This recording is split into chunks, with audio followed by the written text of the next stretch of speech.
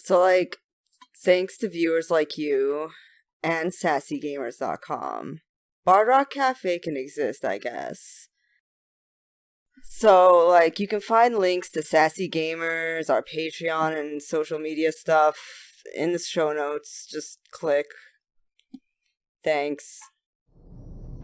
Hello, everyone, and welcome to a very special Valentine's Day collaboration event with Marty from Wayfarer's D&D podcast. Hi, that's me. Yes, it is. For this, they will all be playing level 20 characters. Can't They see have it, but no I'm idea. flexing so hard. What I have coming. That's not ominous at all. Anyway, yeah. We don't even know if this is set in Faerun or any of the other, 50 D&D places. We don't even know what setting we're in. Yeah. Yep. When asked to tell you, where the setting was for your character, I just told you make a backstory. Let's just go around and everybody introduce themselves and introduce your character. Starting with you, Marty, since you are our guest star for the evening. I will be playing Tiber Solomon. He's an ASMR paladin. Tiber is on a mission to essentially become the new god of love because he thinks love is a stupid concept and wants to change it. And that's his whole deal. He's about, what did I say, 5'9", very strong. He's wearing a belt of fire giant strength, so, that's a solid 25 strength. Long, white hair, tied back in a low pony, plate armor, the works. A big old great sword. Your everyday paladin. But he's 5'9", you said? I think so. Let me check my characters. No, 6'2". I lied. Okay, I was gonna say, you're not an adventurer. You're not over 6 feet. Oh, I okay. see Don't how attack it me is. like I this. see how A it little is. short for a stormtrooper. You're right. I'm a paladin and I'm 5'5". What? No, you're not. Shut up. Go home. Damn, got me. Thank you, Marty. Paul. Hello, everyone. You might recall I normally play Brock's Song on the podcast, but today I will be playing Pemdas, a blue-winged tiefling, actually originally from Waterdeep. And Pemdas is a mathemagician, a clockwork soul sorcerer. That pun was awful and I love it. Yeah, it's pretty great. Tyler. Hello, everybody. I play Roland Armbar on the Bard Rock Cafe, and today I'm playing a half-orc Forge Domain cleric named Grandma Snickerdoodle. She's about 70 years old and about 6 or something, I said. And she's always smiling and happy and just wants to bake everybody bakery delights and see the smile on their faces. And she's donning all of her cooking equipment as her armor, and she uses her spork as her weapon of choice and her pot as her shield. I love her. Yes. So precious. Isn't it, though? Yeah, it is. Alright. Alright. Hito. Hi, I'm Justin. I played Oladies on the Christmas special. That's it so far. When this comes out, you'll have made Nothing else. Will I? Okay. Cool. I play Nadir Kosan Ember on the Bard Rock Cafe. And today I will be playing Rita Floman, a sort of gladiator turned blacksmith due to a lot of circumstances that may or may not come up depending on how awful Kenny wants to be to me. He looks very sort of Hollywood Roman, almost. He's got a white toga, a wreath crown, but he also has these giant golden bracers on his arms that take up pretty much the entire forearm, and you can see etched down them all kinds of lines, and it looks like they come apart in 1,000 different ways. That's fantastic. Alright. And last but not least, Steph. Hey everyone, I play Epi on the Bard Rock Cafe podcast, but today I am playing K1TTI, or Kitty for short. I am a Warforged singing telegram bot that looks like a kitty cat with the little speakers for ears and basically a radio for a chest plate and a permanent smile on her face because she was made to be friendly and approachable. And because no one stops the mail, I'm coming fresh off the boat having basically deposed a dictator with the power of communication and friendship, and also this gun I found. It's gonna be great. I'm just holding in the longest laugh ever. Like, the whole time you're explaining this, I'm like, I can't stop smiling. I have tears rolling down my eyes holding it in. I made it until... And also, this gun I found. Power of communication, love, And, and heavy artillery. She had me at radio for a test. Oh man! Oh Yeah. The power of love, friendship, and automatic. Just like every anime. Incredible violence. And don't you worry, height isn't a requirement when being an adventurer. I am 5'1", with rollerblades for feet. Yes. You're not an adventurer. You're a mailman. No one stops the mail. Have y'all seen that picture of like the UPS truck and the FedEx truck running into each other? No, but I need Oh to. my god. Like, this is that image made into a character. Right? Like, get out of the way! Anyway. Oh, you guys are gonna have so much fun with this character. Alright. Yes, you are. My I'm here eyes for are this party. backlit LCD screens. It is my turn to be a cat. To be fair, this is the second time you've played a cat. This is true. It's like my go-to for one-shots is cat. Everybody wants to be a cat. Maybe the real adventure were the parcels we received along the way. Ito, you're a genius. I love this. This is fantastic. Your pizza in 30 minutes or it's free. Just keep going. We haven't had a free pizza yet. There have been some lawsuits, but no free pizzas. Our insurance bills are through the roof, but so are our profits. Y'all get 4 hours of this. Yeah. Literally, one of the Oh, yeah. top Oh, traits man. is I can't get It's gonna be angry. a long night. You need to always have that character in your back pocket. That's just amazing. That's just the best. Look, that's coming from Grandma Snickerdoodle, okay? I love this. Dear audience, we give you a serious level 21 shot starring a robot cat, a mathematician, and a little old lady. Also a paladin that literally wants to kill the god of love. Someone's Yeah. taking the divorce really hard. Right. There's gotta be some backstory to that. I hope it comes It's not up. that he wants. Okay, so it's not that he wants to destroy love completely. It's love as it stands now hurts. Let's fix it. Do you need a hug? Yeah, Was his love heart hurts. broken? Need a hug. Love hurts. Thank you. Air guitar. I'm gonna be here. Let's get into it. You all are going about your daily life. Wherever you normally would find yourself. It's just a normal day. Except for you, Rita, you kind of had a strange one.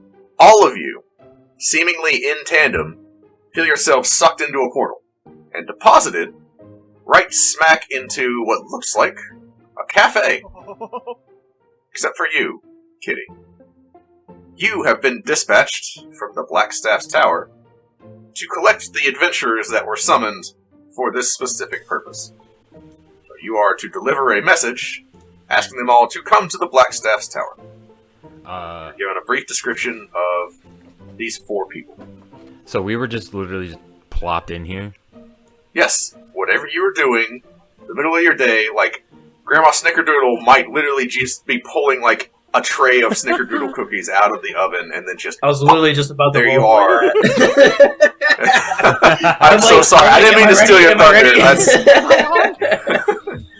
Is that my cue? Alright. Oh darn! I thought I just put in the cookies in the oven. Oh no!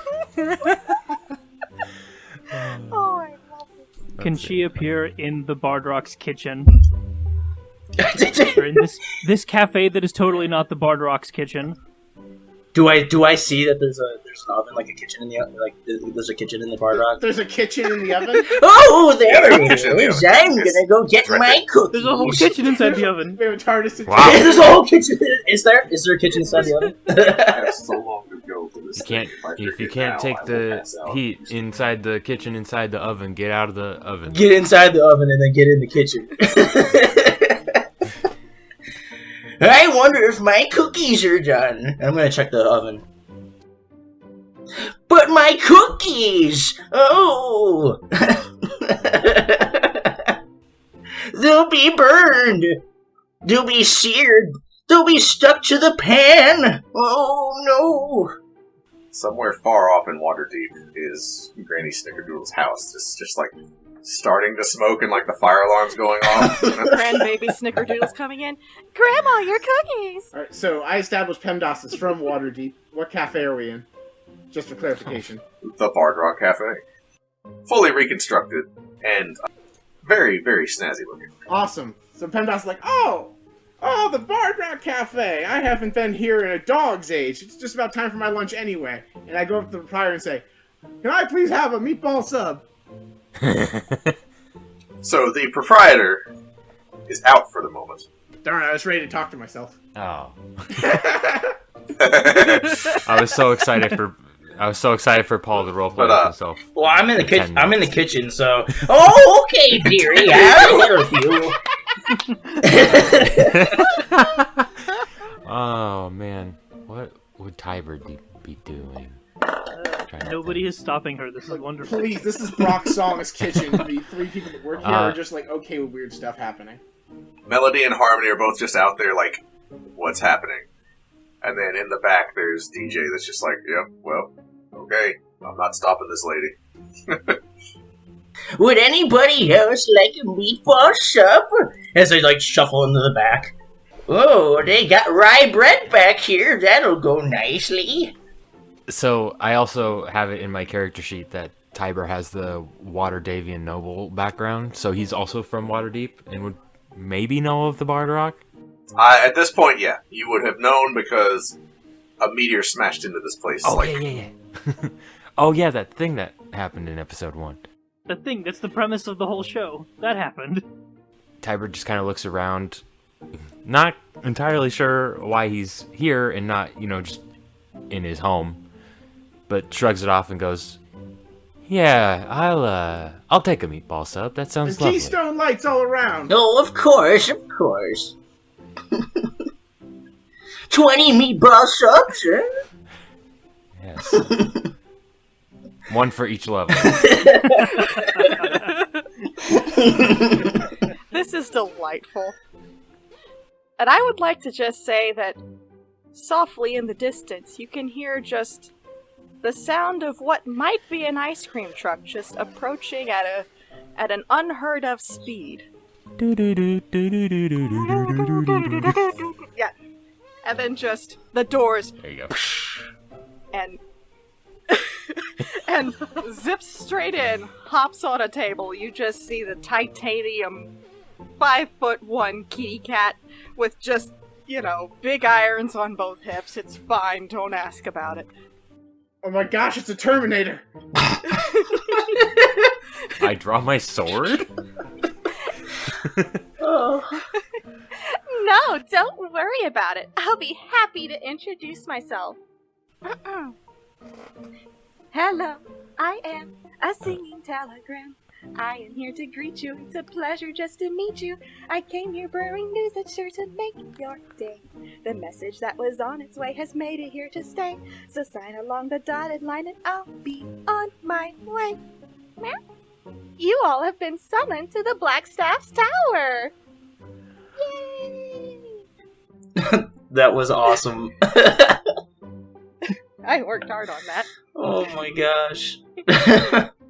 I just imagine when Kitty is coming from, like, far away, there's just this ethereal Thomas the Tank Engine, and, like, the super bass version of the song. Anyway, carry on. Blackstaff Tower, you say? Little old lady, it looks like those meatball subs and those Keystone lights will be to go. That's true. Don't worry, you can take it with you, because you're coming too. Well, just so you know, everything's already prepared and ready to go. It's already packaged in your duffel bags and your snack bags. That's why I love the service here at the Bard Rock Cafe. I turn to the camera and wink. 5 stars. Roll credits. I don't have a credit stats on my sheet. Can I roll performance? No. No, we're just no. I rolled a Hero's Feast, so we have that. So, yeah, I will go ahead and say that yes, you all have Hero's Feast from the Meatball Subs, which is the best meal. Oh my god, I don't even eat, but this tastes delicious. I recently got an update. I now have a tongue with taste buds. Ooh, fancy. Would you like anything else? You still look hungry. Oh, I actually don't eat, but I'll take a hug. Oh, Grandma's got all the hugs you'll need. Come here.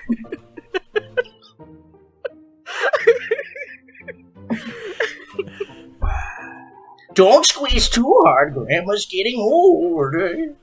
This moment is too pure, and Tiber just starts openly weeping. I think he needs a hug too.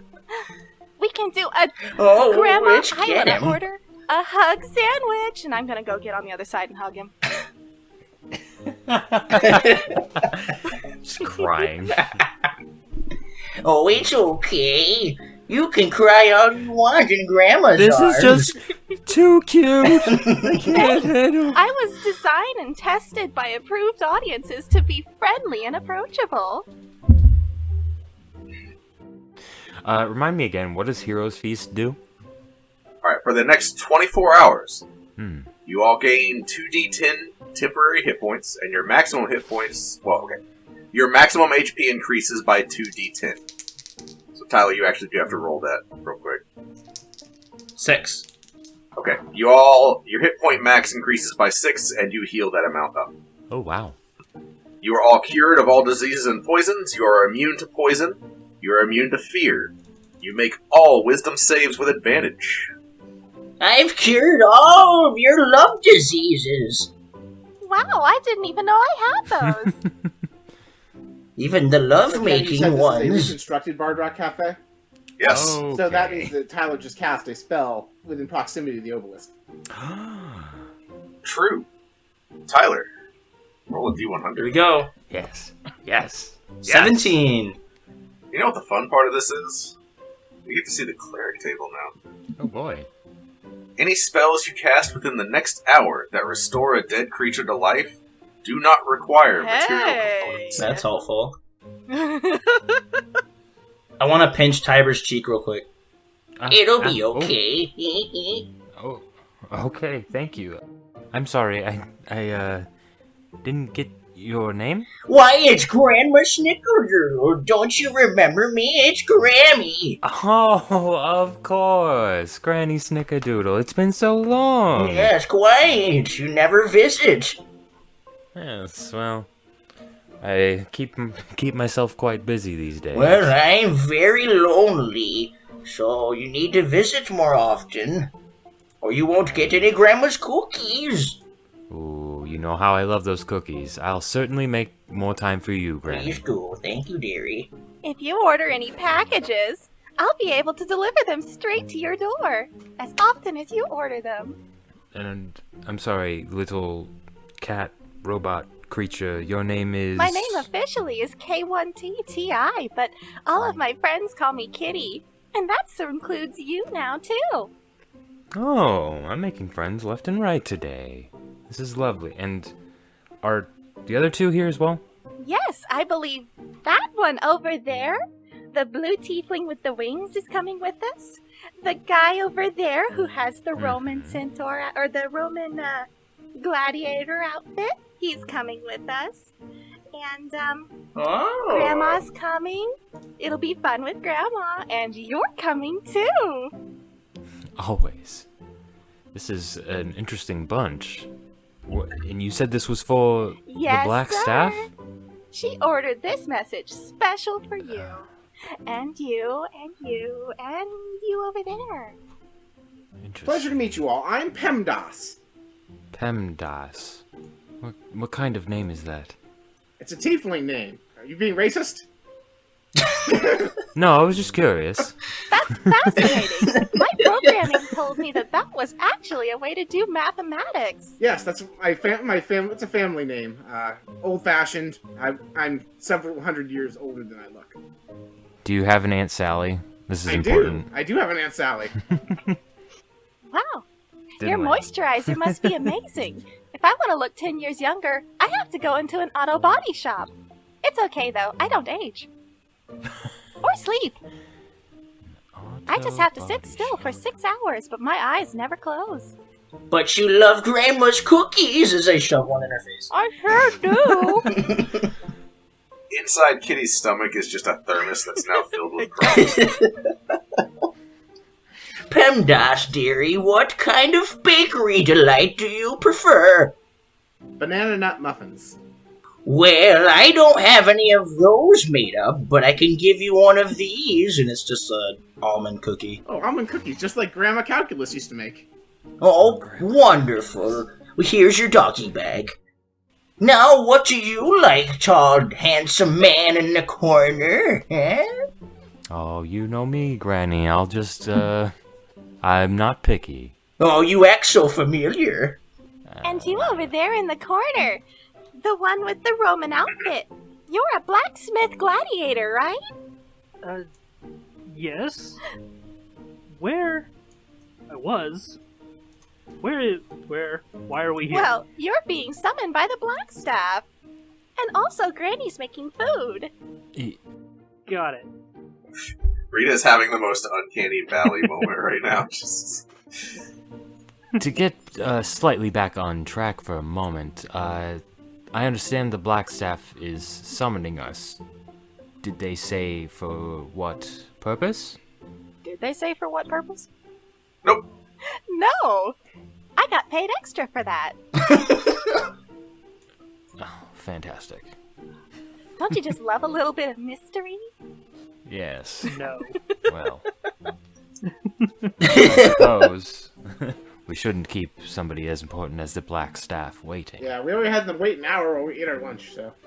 It's true. Well, we better get on to it, because my cookies are burning at my house, and I have no idea where my house is.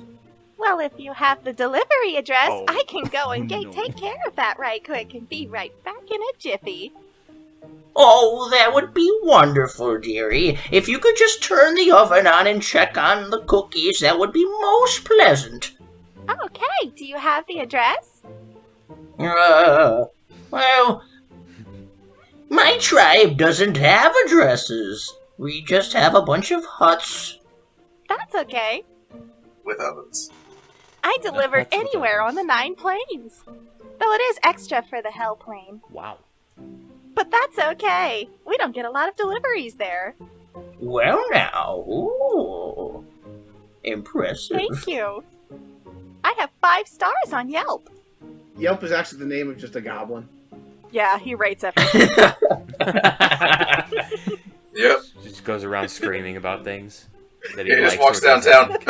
5 stars. 5 stars. Woo!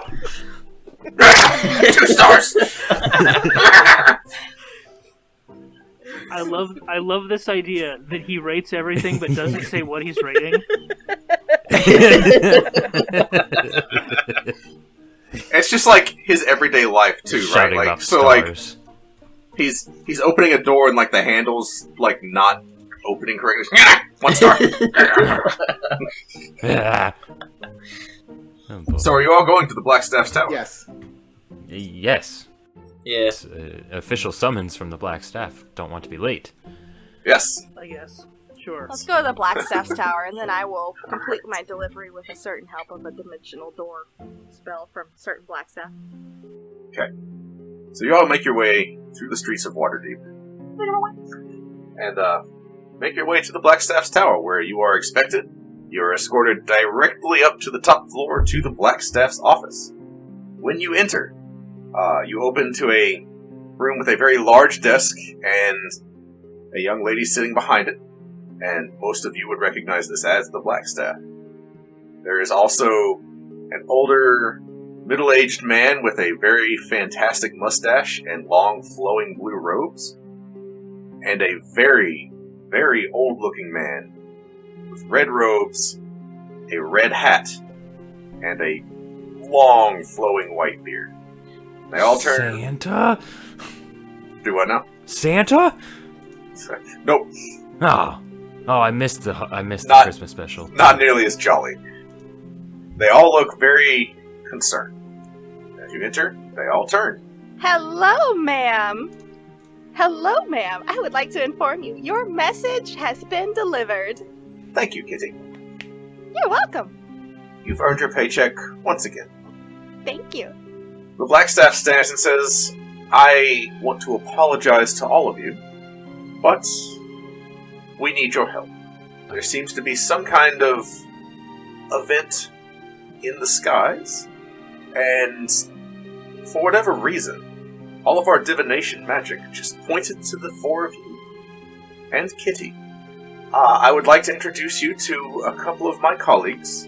On my left, we have Mordenkainen, and he gives a little bow. And then to my right, we have Elminster. And he just kind of stands there and goes, Is that the red one? Yep. Okay. What was that, dearie? You probably should shave your beard. We can't understand a word you said. He snaps his fingers, and the beard's gone. It's just this... It's... kind of Sir Patrick Stewarty, but like with a wizard hat. Like the really long, wide-brimmed hat that just kind of flops over to the side a little bit. Oh, what chiseled chin you have. I ship it. Why, thank you. We've called you all here, as we've noticed something unusual in the sky. And he kind of shuffles his way over to the window in the Blackstaff's office, and he points out. He says, if you take a look right now, you can kind of see it. Look outside, you notice, even though it is the middle of the day, you see a star in the sky. And not like just the sun. Yeah. No. Is it giant and the one that's always there? Don't look at it. My eyes! Yeah, there's the sun, and then there's the other smaller sun. The last adventurers we brought looked directly at the sun. There's a smaller little dot, glowing like a star in the night sky, but it's daytime, and the sun is still there. And the little dot is pink. I thought I was having some LCD screen issues. Do we have a new pink sun? When did that get there? I feel like nobody I know has been talking about this. Well, and the man in blue begins to speak, it appeared only recently, as early as yesterday. We've been trying to figure anything out about it at all, but it defies any divination magic that we cast on it. Again, all of our divinations either fail or get redirected to the lot of you. So, if it's acceptable to all of you, I would like to take you back to my tower, and we can take a look through a telescope and see what it is now that it seems to be close enough to look at. Well, that seems pretty pressing. I mean, 2 suns is not a common occurrence. Indeed, it's not. It's very strange. We're very powerful, and it's not unusual for us to not be able to look at stuff with divination magic. That's okay. We're here to help. Grandma Snickerdoodle's gonna pinch the chin of the red one. Well, you're kind of cute. I'm not as young as I used to be, but I'm still as good as I could have been once, you know. Get it, Grandma? Well, I think it's about time my cookies came out of the oven, so if you'll excuse me, I'll be on my way. Mordecai steps up and speaks and says, I think there are more pressing issues than cookies. What could be more pressing than my cookies? Do you not understand how much love and care goes into those cookies? All of the children, they'll be so upset. I have no patience for love. Bah! What do you know? And you see Elminster kind of shuffle up. Oh, I think you're pretty alright, so I'll take care of it. And you all watch him cast the wish spell, and all of your cookies are just in a nice stack on the desk. Oh, aren't you lovely? As I just stick my tongue out at the blue guy. See, someone's very helpful. of an old lady like me. Get it, Grandma?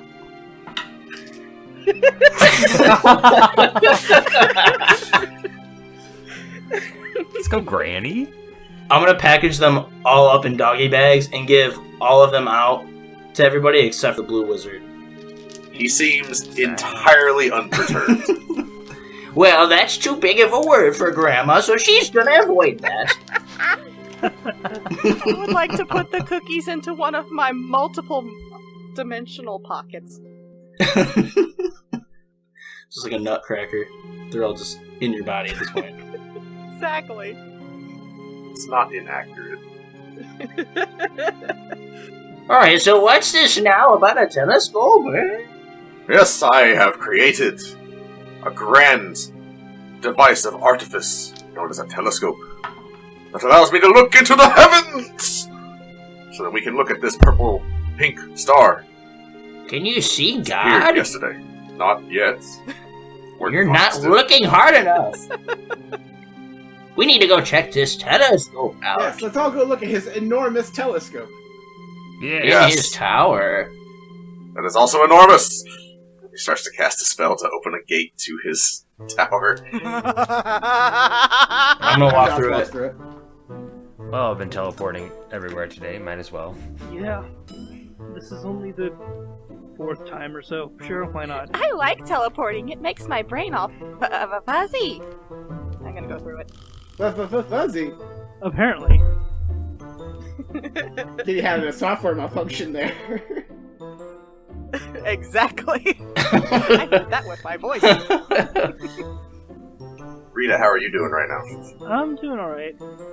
He's just kind of along for the ride because this definitely sounds interesting. So you all step through the portal. Yeah. And you appear inside a very, very over-decorated mansion of a room. And right in the center with a domed ceiling. Well, Blue Robe, I wasn't expecting you to be so tacky in your decorations. Look at all this gaudy robes and curtains. Like a woman has never touched this room in her life. Roll an insight check. Oh, I have a lot of insight. 30. Yeah, buddy. So with a 30, the man is trying very hard to not look like this is at all affecting him. But you're noticing like a twitch develop on his eye the longer you go on about this. Look at your play blocks are still out. You're supposed to pick those up.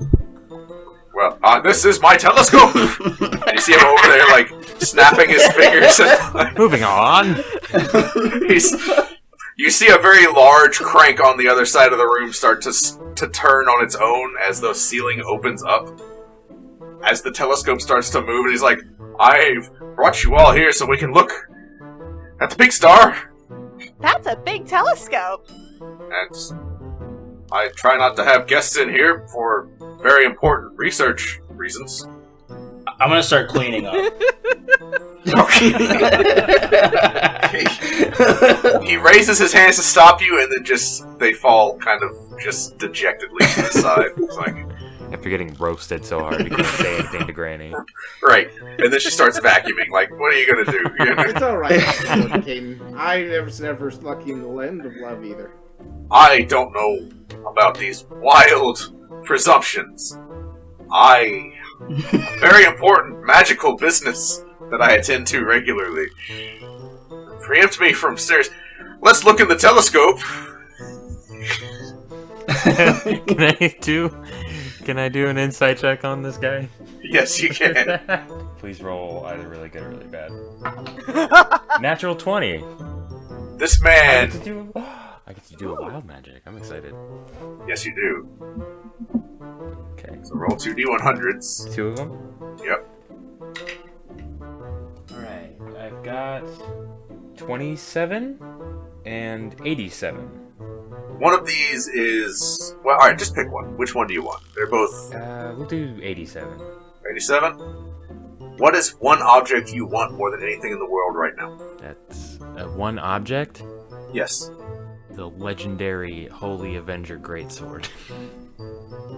You cast Locate Object and know the shortest route to the nearest Holy Avenger. Is there one in this tower? There is not. Okay. I'm gonna go steal from Mordenkainen real quick. TRB. Entire campaign derailed by wild magic. Who could have seen that coming? Oh no. Mordenkainen is kind of like motioning impatiently, like next to his telescope. Somebody take a look. Rita is already at it, like working the crank and adjusting it towards that star. So, as you look through the telescope, you see it's not a star. It looks like it is a burning pink comet. It is streaking at an angle through the sky. Go ahead and roll a perception check. 13. That's all you see. Okay. Can I, was that to try and trace its path? I will say with a 13, you definitely can tell that its path is not, leading towards the planet. Okay. It's just arcing through the sky. I would like to scoot up to Rita. Hi! I'm very short. Can you hold me up to the telescope? Sure. Thank you. I would like to look in the telescope. Rita, go ahead and roll an athletics check to lift the robot. Oh no, I did put heavy as hell as my weight. Oh no. That's fine, because I got a natural 20 for 31. Yes. Let's go! You know the drill, right? 2D100 for Artificer. We also haven't seen, really. 84 and 92. For the next 10 minutes, all of your attacks and spells are preceded by a firearm cocking. Okay. I can do that. Wait, every spell? Every spell and every attack. Like, if you cast a spell that's I heal you. I'm a healer, but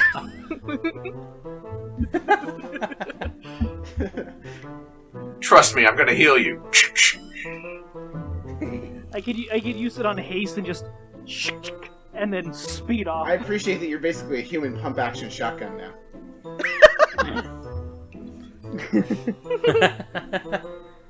Kitty, yes. as you are being helped by Rita, roll a perception check at advantage. 31. I have so many bonuses. 31! So you also see the pink comet streaking through the sky. Because you're being held up, it's a little bit more awkward. You kind of glance to the side in front of the comet, seemingly like it's running away from it, or guiding the comet on its path somehow, is a ship. Very tiny, almost unnoticeable, but there. You all just see Kitty's eyes zoom out just a little bit as she's looking in the telescope. Wow! That comet is really going after that little tiny ship in front of it. Hey, Mordecai, have you seen this? Of course, I was just waiting to see if you would. I would like to roll insight. Wait, what? Go ahead. 7. Since we never resolved my last insight roll. I rolled a 7. Say what now? Since we No, never I'm sorry, resolved. you go ahead. Oh. No, you go. I was gonna say, since we never resolved my last insight roll, can it be just? Oh this shoot, moment? I'm so sorry. So, first of all, yeah, you know this guy's just full of it, right? Just constantly just lying about stuff. Well, he is also...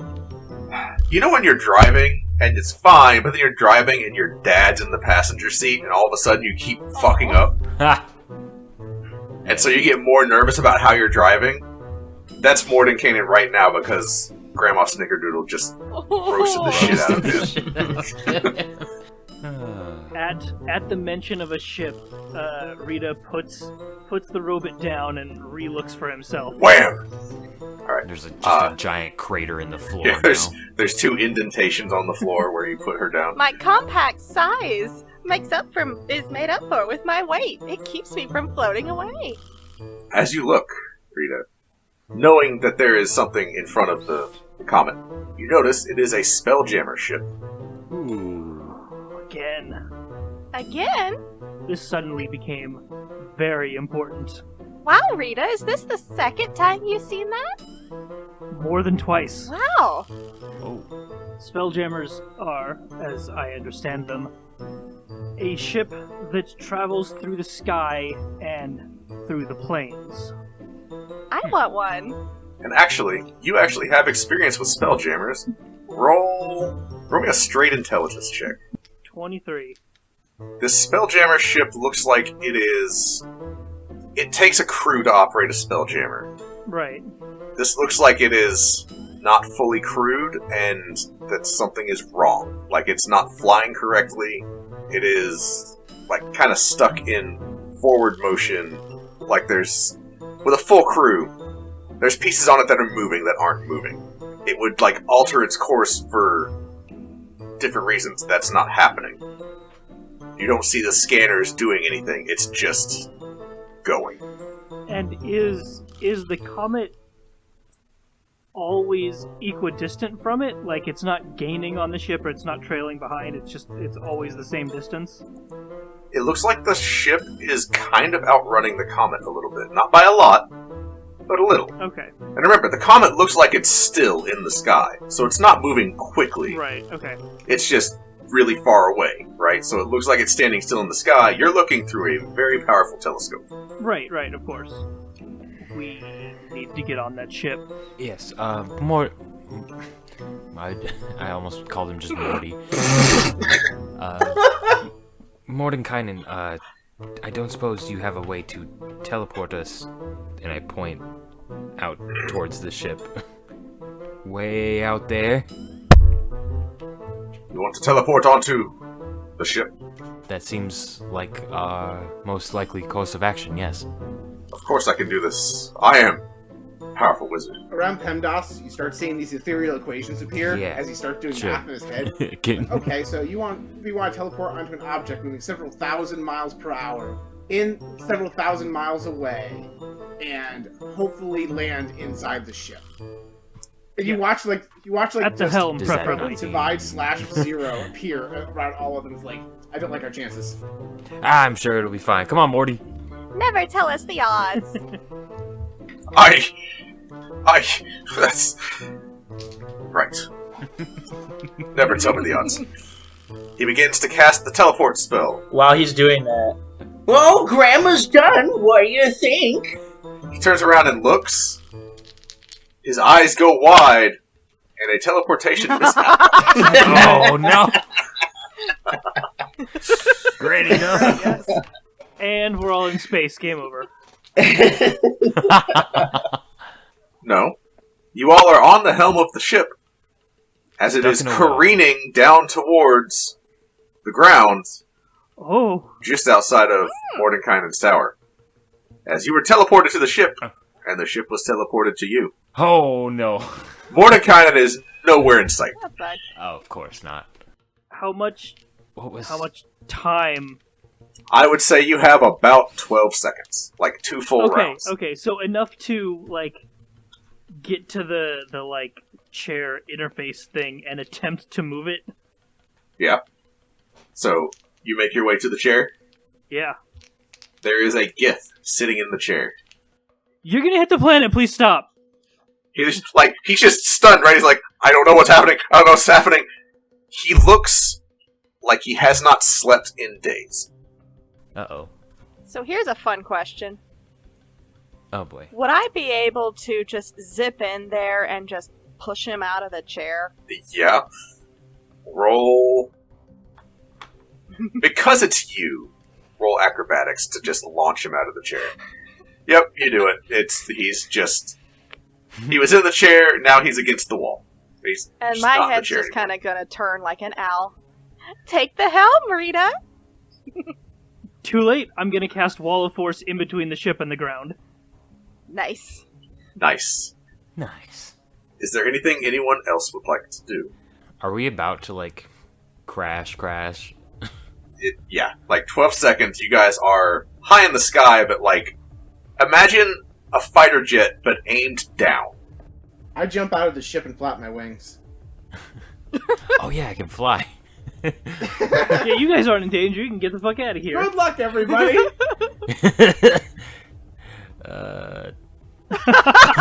Okay, sure.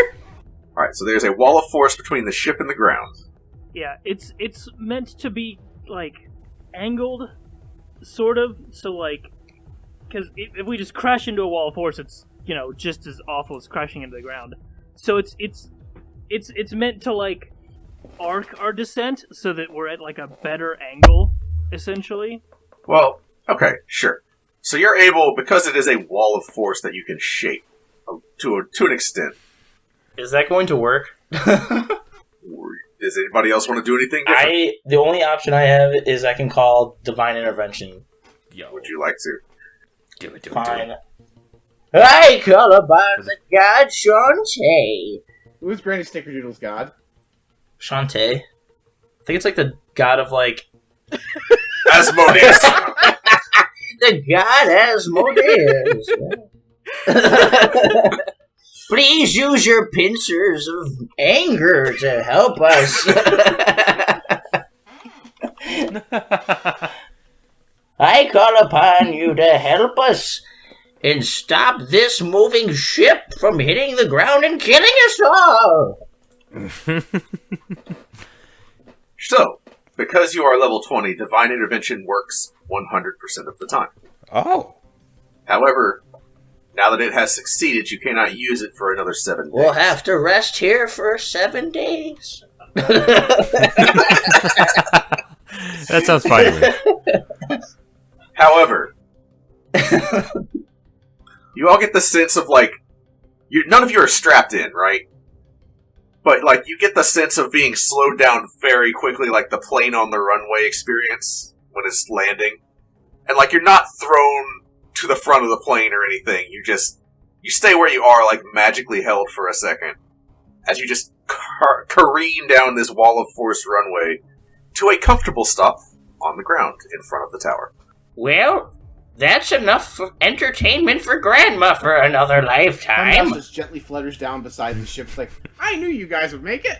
Which you are descending very slowly, so, like, I would say you have like a minute and a half before you finish descending. That darn PEMDAS, he just flew away and left us. He's gonna get his cookies revoked. You all can look up, and it's just, he's the guy that pulled his chute too soon, and it's just, alright, he'll get here eventually. I unfurl my wings, drop for like 30 feet, pop them back out. Like, Looking at my... Oh, sure.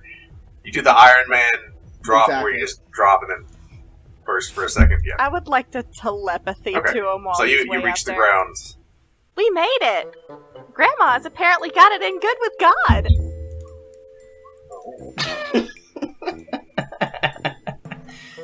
Okay. So there's this GIF guy, right?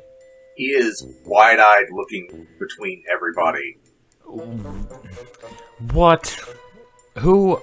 I don't even know where to begin with this. Who are you? What is this ship? What do you know about that comment? So much is going on. My name is Grakar.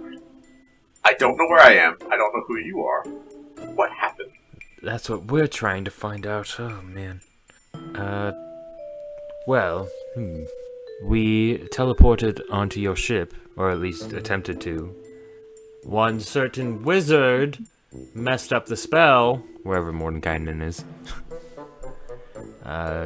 And, well, we just wanted to know more about that comet that's up there. What comment? The big pink one that was literally right behind you. Oh, it's not common. She was chasing me. She? Yeah, she was chasing me. Okay, we're playing the pronoun game a little bit, I feel like, here. Yeah, Who is I'm sorry. she? Her name's Ragnora, and she wants to love me. And he just starts crying right there. Does that name sound familiar to me at all? Roll a history check. History. I will tell you before you roll, the DC is 30. I physically cannot unless I roll another nat 20. Any of you can make this roll. Yeah, that's just a 22. Three. History. Oh, wow. Who, buddy? Get ready for the biggest roll you've ever seen for a 10. Oh. 9. I rolled 5, plus it doesn't matter. 7. Yep. So, nobody has heard this name before. Wow, who's that? She's the big pink thing. Yeah, we got that, but I don't know what you want from me. He's just sobbing into his hands. I would like to take Grandma Snickerdoodle's cookies out of one of my many multidimensional pockets and give him the cookies. Here, eat this. It makes the world feel bright and shiny again. He looks at you wide-eyed and goes, "Oh God, she's reached you too." And he pulls out a sword and he's like leveling it at you. He's like, "Get away from me!" Hey, whoa, That whoa, won't wait. do anything to my titanium Take it finish. I'm here to help. Oh God! And he's just... I'm going to set him down on the ground because I've been holding him against the wall. I'm going to set the cookies in his lap. There. And I'm going to pat him on the head. It sounds like he just swings needs at a hug, and I'm gonna animate all of the cookies that are on his lap to hug him. He is full sprinting out of the room. And like, hysterical screaming too, like... Oh, what's the third day ability Wait! to use detect thoughts? I would like to expend that Oh boy. on this dude. I want to detect thoughts. I want to know what this dude is thinking. Oh man. He is thinking, she's here, she's part of them, they're part of her, they're gonna love me just like she's trying to love me and I gotta get away. Run! Do I get a mental image? Just a lot of pink. Too much pink energy is dangerous. Like, if his thoughts... Wow, he really doesn't like that lady. So I'll just let him book it the hell out of here. Well, Kitty, you should probably go bring him back. Aye, ma'am. I am going to use the dash action as well as a bonus action dash. I would like to tackle this man. Sure. Just teleports. I will allow you to roll athletics or acrobatics just because it's 28. Yep. He physically cannot beat that roll. Don't worry. Everything's going to be A-okay. He takes a swing at you and it just clings off of your titanium finish. I told you. Solid as a rock. Tunk tunk. There is no escape. Just more hysterical sob screams. I'm going to put him under one arm and scoot my little butt back. Special delivery! I brought him back for you, Grandma. So, tell us about the lady who doesn't take no for an answer. He's coming. We're gonna need more descriptive information than that. He is hysterical. While everyone's trying to figure that out, PEMDAS floats up to the top of the tower and looks at the telescope to see if the comet has changed trajectory. It has. It is now heading directly towards the planet. I'm going to stand in front of this Gith, put my hands on his shoulders, and go, "Alright, I know there's a lot going on right now, but I need you to be a little more brave." And I'm going to cast Heroism on him. Willing creature you touch is imbued with bravery. Until the spell ends, the creature is immune to being frightened and gains temporary hit points equal to your spellcasting ability modifier, so 5, at the start of each turn. Okay. So you So touch him. I'm just doing this. in an Make a effort spell attack roll, because he is not willing. Oh, okay. My Like, I'll spell allow it, attack but, is yeah. plus 11. Oh yeah, we're level 20. How about a 30? 30? Yeah. He's already being, like, grappled, and you just... I'm just in an effort to like just calm him down.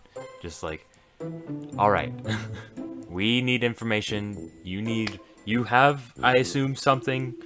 Please just help us out. Okay. He looks at you. What did you do to me? You notice he gains 4 hit points. 4? There's now a pink tint in his eyes. Oh, weird. Was just trying to help calm you down. Is everything all right now? Yes. What else did you do? Watch him gain 4 more hit points for a total of 8 temporary hit points. Whoa, what?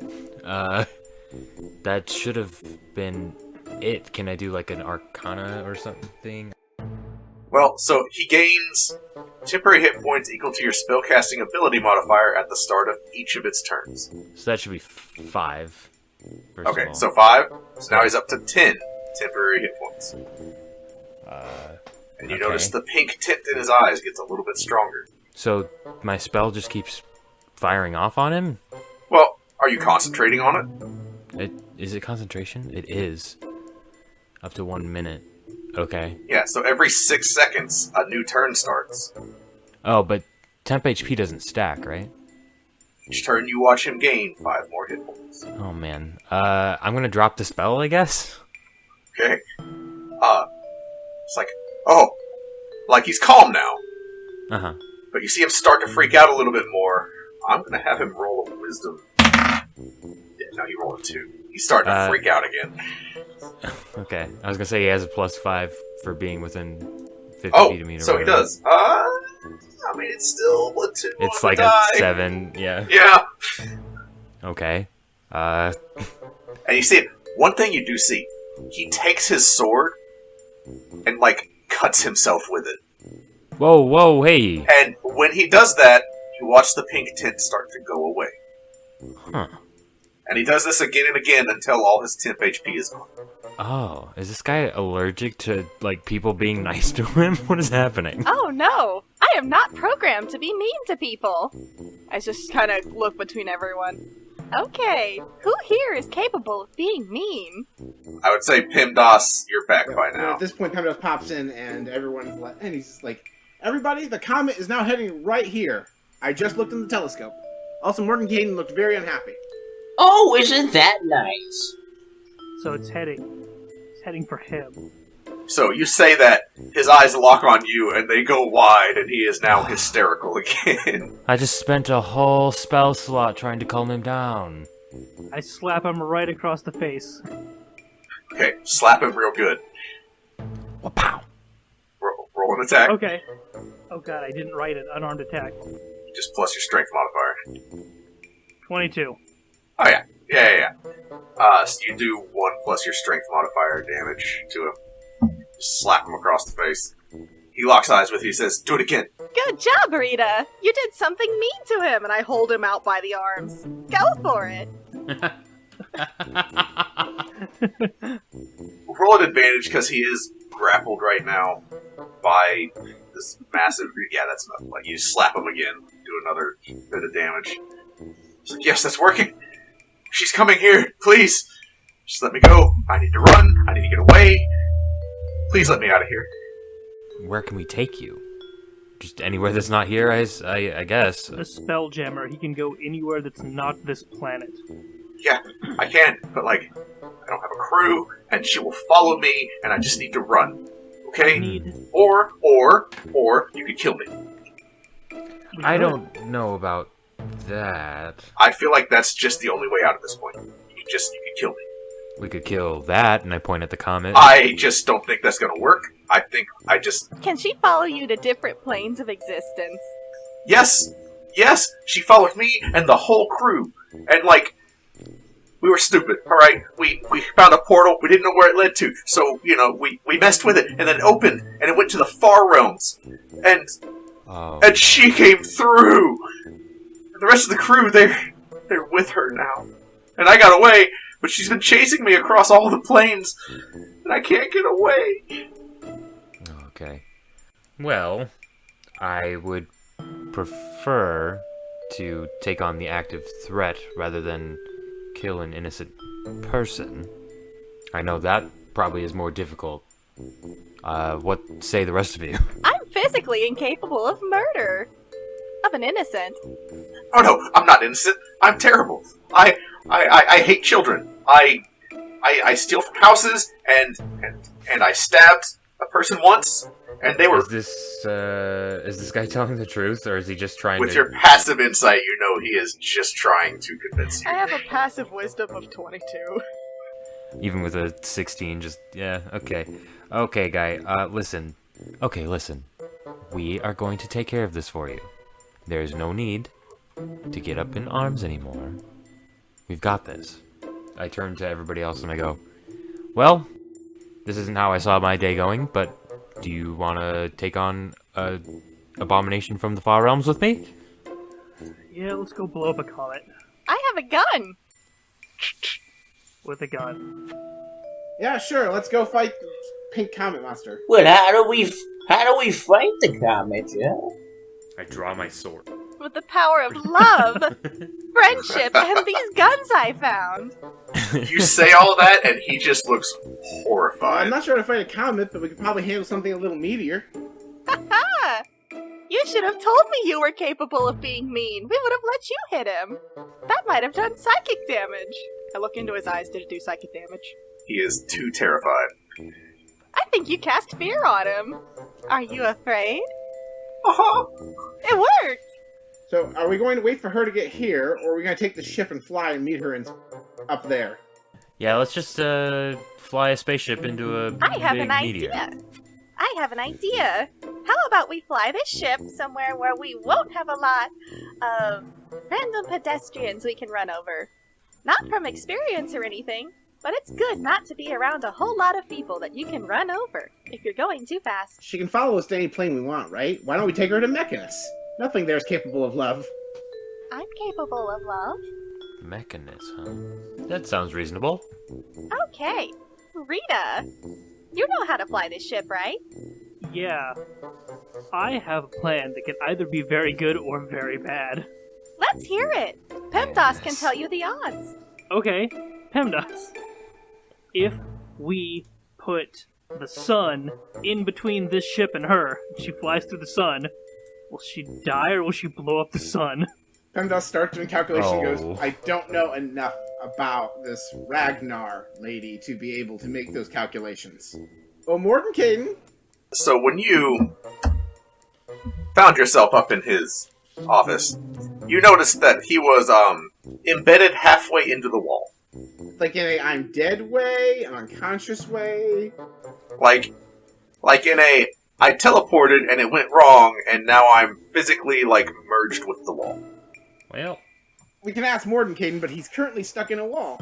He was a codgy old coot. Well, we could just try and pull him out. What if you just break the wall? Because that worked so well the last time this podcast tried that. oh yeah. Let's do it again. You were level 20 at the time. You weren't level 20 and you didn't have somebody with 25 strength on your team. Here I go. I'm going to go up to wherever Mordenkainen is, whatever wall he's in, and I'm gonna try to bust through the wall with my greatsword, I guess. So, through various means, you make your way up to the top of the tower. You find Mordenkainen. He cannot talk. Oh, his mouth is just covered by the wall. Yep. Just like his... Yeah, pretty much. And his nose and his eyes and forehead are out of the wall, so he's able to Oh breathe. no. Okay. He's looking at you with the... And his eyes kind of bulge a little when he says that, because the air doesn't have anywhere to go. I would like to roll an Arcana check to see if something that I want to try would work. Sure. What are you trying? I can know the spell Freedom of Movement. But I rolled... Let's see what I roll. Gotcha. A natural 1. Roll 2d100, and you have no clue. Oh no. 36. And 65. What happened? Oh no. He never laughs at these. Oh, that's a gotta be bad. great sign. That is a fantastic sign. I want to read this to you. A 10-foot cube of nearby terrain, for the next minute, levitates upwards at a speed of 30 feet per round. Oh no! So you watch. And you're like, will this work? And you point at the wall, and it begins to just... And it's just, separated from the tower and floating upwards. And you hear Mordenkainen... I abandon all hope. I cast Freedom of Movement on him to see if he can slide out of the wall when I do that. Sure. It is a non-magical restraint. Boy howdy, that sure did something. Right, I know, you're absolutely right. So yes, it does work. I'm trying to think of a good flavor way of saying it. The wall just sort of, it turns to rubble as he, just wiggles his way out. And begins to fall. He casts Fly on himself, and now he's like, thank you.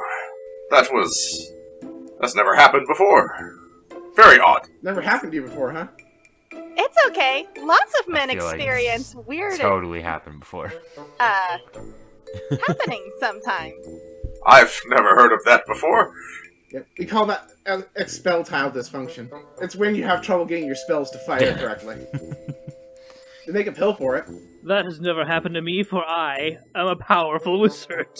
Pretty much verbatim what was about to come out of my mouth, so... Anyway, Mr. Mordenkainen, does the name Ragnar mean anything to you? No! Why? The pink thing is a creature called Ragnar from the Far Realm that was chasing that ship because it wants to infect him with love. And now it's headed here, and it wants to infect everything with love. Let's make this quicker. Mordenkainen, do you know of anything that can survive moving through the sun? Yes. What's the chance that can do it? Statistically, not that likely, but there are some things. Such as? Tarask. Probably a fire elemental. Yes, elemental fire creatures. Yes, totally immune to fire damage. Very intelligent. You're smart. You should be one of my students. I could teach you so much. I'm in this moment just envisioning that clip of Ron Swanson at the Home Depot going, I know more than you. Yes. I have a base model intelligence chip. I can read and write. Yes, you can. I can also count Way money. to go. Alright, so I look at the telescope again, and I eye this thing's trajectory, and you see a bunch of ethereal equations go as I try and calculate how long we have till it gets to the Earth. Can I roll for math? Math time. Yeah, roll just a straight intelligence check. That is a 15 on the die, plus intelligence. I have plus 3, so 18. Okay. It seems like it's speeding up, but it's also very far I away. watch a graph, just appear and, draw an exponent line. Yeah, pretty much. You get the sense you probably have, maybe around a day. Alright, by my calculations, this thing is arriving in about a day if we don't do anything or go toward it. I suppose we should, head it off at the pass. Bringing it closer here would be, not great. Just leave it at that. Can we... Rita, you know how to fly these spell jammers, right? Yes, mostly. Don't worry. I'm an expert at flying spelljammers. I would be happy to pilot the ship for you. Oh, you're an expert in spell jammers as much as you're an expert in teleportation magic? I don't appreciate the condescending presumption of that statement. I am well-studied and much smarter than you. At what? How dare you?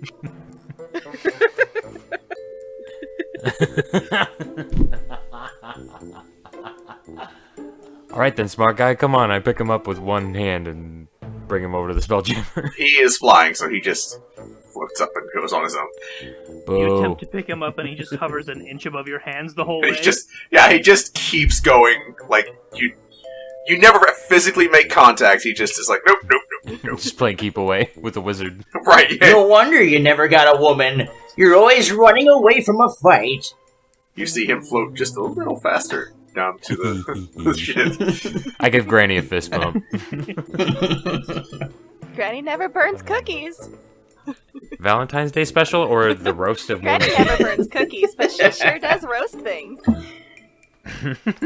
Finger guns. Well, shall we go see about this ship? I will need help getting back on it.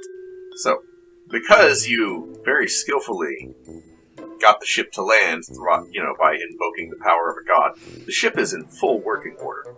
Nice. Meaning there are no repairs or anything that need to be done. It is ready to go. Mordenkainen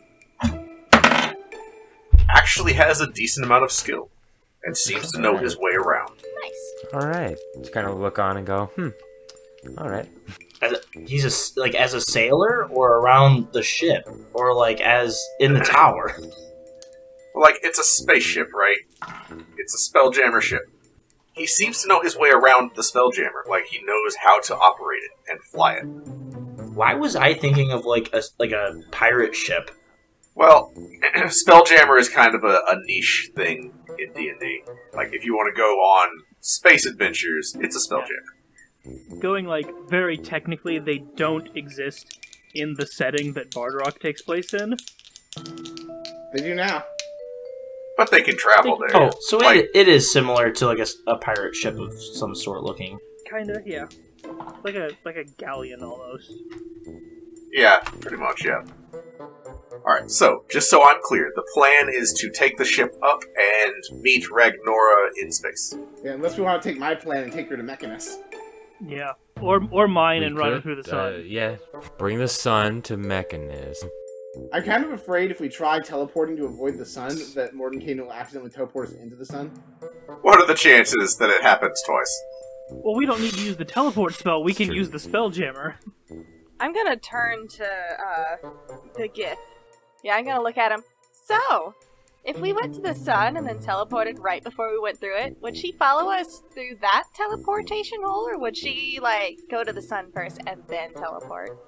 Maybe we should fly to the sun, and she'll follow us into the sun and she'll die. No, I just meant, like, we put ourselves on the other side of it. Just like... She's not stupid! She'll go around! I thought this was like a straight line sort of thing. We were assuming that she's not capable of changing her trajectory, even though she changed her trajectory to match the ship move for move. I guess we are assuming a lot. Okay, new plan. We toss him into the sun. Whoa! Then she'll follow. I'm all for it. Let's go.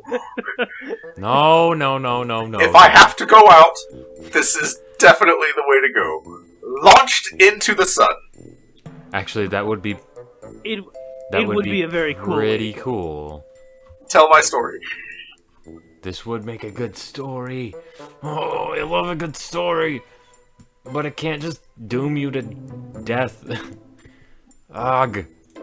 PEMDAS, can you maybe tell me a little more about Mechanus? Mechanus is the elemental plane of order, the exact opposite of the realm of chaos. It's full of mechanized, cold, soulless creatures like Modrons. Modrons, yes, they're basically little robots. Like, I'm a little robot. Exactly. well, that might be a good place to bring a being of pure emotion. That is worth a try. Can you get us all there with this I have not Ragnora? been there in some years. The last time I went there with the help of a god. But if we were asking whether or not interdimensional travel was available, so I assume Kitty knew a way, because Kitty's the one who asked. We found interdimensional travel. Well, that's how we got here on this ship. Ah. Also, I can go through dimensions, but usually I require a door, which required somebody else to do it. Yeah, the Spelljammers can move between planes and dimensions. Perfect. Oh, so we can just use that. The ship. Will it? Well, I suppose Ragnora would, I assume, be capable of... The Geth guy already planar said travel. that she followed her across planes, so I think that part we're good on. So we go to Mechanus, she follows us Right. to Mechanus, Must we have head her said- off with as few civilians that she can infect whatever he was implying as possible. Yes. This Brilliant! plan sounds good to me. Well, I have no idea what's going on. Me either. is there a kitchen on the Spelljammer?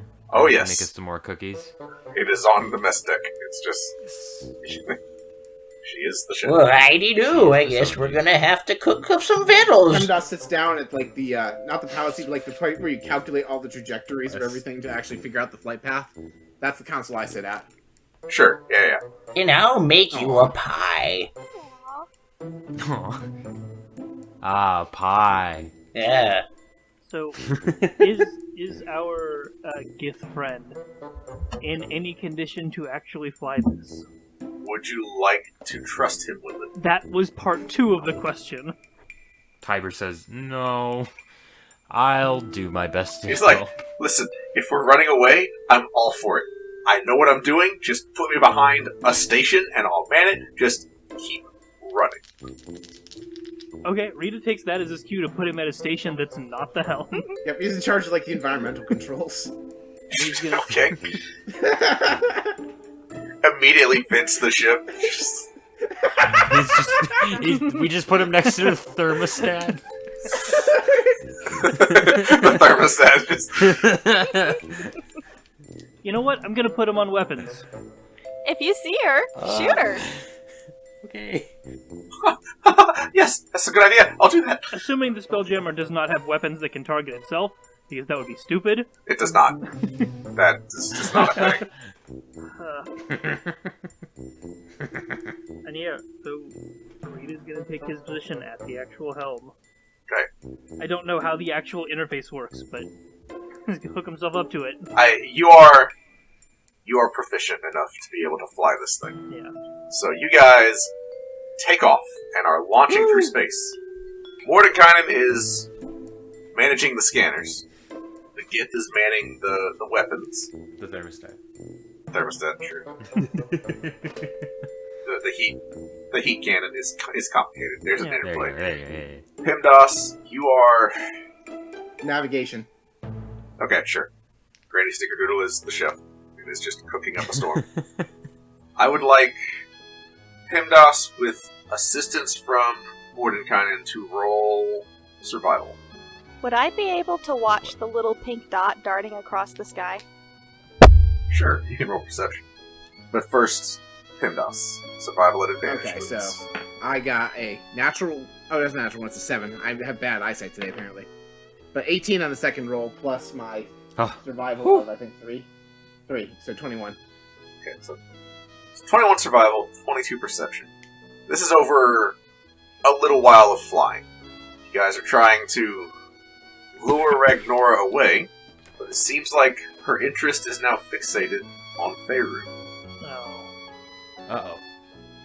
Her course is not altering again. I would like to go over to the Gith. Good news! I think she dumped you! Yeah, I know! It's working! Let's go! Go, go, go! Alright, let's go directly into it. Ramming speed! What? Oh, y'all are just going straight to her? Ramming Well, if speed. she's not changing course, then we gotta go to her, right? I guess. Yeah, Okay. we gotta go plant a bomb in the core. I'm fairly certain I've seen a movie like this. Do we need Matthew McConaughey for this? We probably do. Mark Wahlberg at the least. Oh, yeah. Science the shit out of this. We can accomplish anything with the power of math. I am woefully inadequate for this position. Alright, so as you adjust course, heading towards this pink comet, you notice that, like, behind the comet is this massive pink energy storm that's just following it in its wake, right? As you approach, what do you all do? Keep cooking cookies. How much time do we have to prepare? So, again, you have, like, a day before Ragnora reaches Faerun. Okay. So, So, it's not like you just have to go straight there. If you want to do some stuff, tell me what you want to do. you're telling us we have a chance to go shopping. If you would like to. Doesn't Waterdeep have, like, anti-aircraft I thingies on it? They have Griffin Riders to deal with airborne threats from the sky. This is an airborne threat from the sky? Question mark? Yep. Yeah, I suppose we could let the Griffin Riders deal with this. If nothing else, maybe they could distract her. Although, I do vote for leaving our little Gith friend somewhere else. Maybe someplace like a spa, where he can hyperventilate in peace. Maybe we should go and find somebody who knows more about this Ragnar person. I think we should go to McConus. That sounded like a really bang-up idea. Well, it was earlier. It still is. Let's go. It's okay. Not everyone takes breakups too easily. There, and I pat him on the shoulder. He seems less afraid of you than he was before. Don't worry. Well, I suppose my preparation is all mental and sort of in the moments before battle. I'm not sure If if I stay anybody else perfectly needs still anything. for 6 hours, that counts as a full rest. But don't worry, my eyes still function perfectly. The whole 6 hours. Fantastic. Your webcam Well. is always watching. Exactly. 1080p resolution. Let's flip on the Not bad. radio and see what's on. Maybe the game is playing. What's a radio? I would like to switch my radio speaker to see if the game is playing. Blue Blitzball! Yes. I am going to sit still for 6 hours playing Blitzball over my radio speaker and watching Granny cook. They're talking about some dude named Titus. Anyway, it's complicated. They're just, yeah. And they keep switching the pronunciation of his name depending on who's talking about him. It's a lot. He's a lot, you know. Yeah. PEMDAS is looking to see if the ship has any sort of, like, logs or anything to show what happened when the last encounters with Ragnar. Okay. I'm going to call it a history check. Alright, history. I have a whole whopping 1 on this, so let's see what I roll. That is 8 plus 1. It is difficult to discern. Everything is very ordered right up until they open the portal and it reaches the far realms. At which point, things get chaotic, right? It actually starts to look like there's infighting among the crew. And half are trying to leave and half are trying to stay. Until eventually, the half that are trying to stay are, like, removed from the ship. And those that remain try to flee. And as they're fleeing, one by one, like, they start to change their minds, even those that stayed, saying, alright, no, we should go back. We should be around her. She loves us. And then they are removed until only the gift that you guys know is there. He has been flying for 2.5 days without a break. You guys look over at him, he's twitchy. Right, like, he looks rough. He's twitchy. Guys only subsisted on space coffee. Basically. You notice a patch on his left arm, and then like 3 patches on his right arm, and it's just this coffee patch that just... Alright, so once I find this information, I share it with the group. So it looks like she has some sort of influence that she puts on everybody else when she's trying to get close to them. So we probably don't want her getting too close to Faerun because we don't know how quickly she'll infect everybody. Fair, yeah. Can you do another one of those force blasty shields in front of her? Yes? That's one way. Probably not big enough. With that, I think we need a bigger wall of force. So she follows people that she's in love with, right? You're asking the gift? Yeah. Would appear so. No, listen, that's just way more nuanced than... She just loves everybody, and she wants everybody to love her. It's just really complicated and really terrifying, and, like, you definitely shouldn't get that close to her, right? Like, Faerun's just a total loss. We should go to Mechanis, and then just hide there forever. Well, I'm very lovable. I am designed to be that way. Maybe if we put me on a ship and sends me out there, she'll follow me. No. No.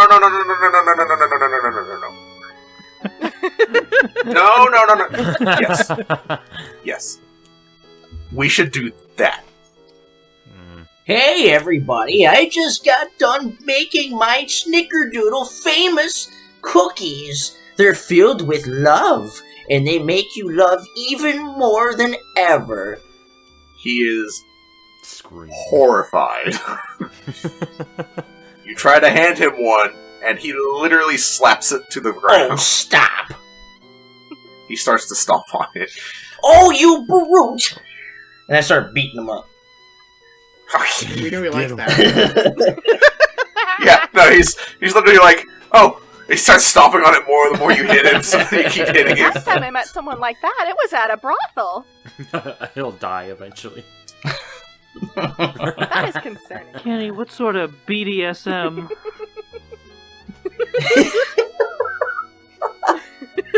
Jeez.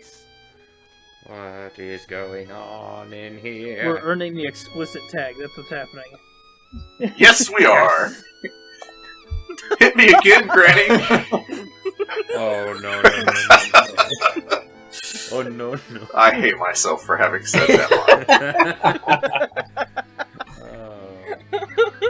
Oh, no. I'm waiting for the message on Facebook from my wife. What the fuck are you doing on that show? I was about to say I have a rope, but we're not going there. No, we are not. We're gonna We are go going talk to to the the love goddess of the comic. Wait, we're all adventurers. We're born with rope. What if we just tie it all together, we hog-tie her and drag her away from Faerun with the ship? Whoa. You have to ask We can do permission that. for that. You can certainly try. Consent is important. You're There right. it is. Do we care about the monster's consent? Because I was Consent talking is about the badass. monster, not Kitty. Consent. Consent. Consent Alright, is let's go ask the monster badass. nicely not to come to Faerun then. Worth a shot. We'll inform Okay. the monster we don't consent and they will just turn around and leave. Yeah, exactly. And if not, then they qualify for my murder protocol. Ooh. Kitty, engage the instant kill protocol. Consent or die. Right. Alright, for me, the DM, what are you guys doing? What is the plan? Ramming speed, question mark? Yeah, ramming speed. Don't think we have much other choice. We're not going to be able to drag it into Mechanist. I'm just saying, I am very lovable. And we have love cookies. I thought the love cookies would help. Granny's cookies. Yeah. I didn't even think about that. Granny, I have a plan. You did cooking, and I have an idea. You can kind of just, like, if you held your hand up behind the head, you could hear kind of the heat and the fan turned on, like clearly Kitty's been thinking for a bit. So, Granny's cookies. Don't overheat now. I'll try. I once had thought so hard one time that they cooked an egg on my head. Ooh, that would go good in the next batch of bakery delights. I'll try and mine some Bitcoin next then. All right. Don't worry, I've never successfully found one. I don't think they're real. Anyway, so your cookies are full of love, correct? Oh, yes. Ragnar loves love. Or something like that.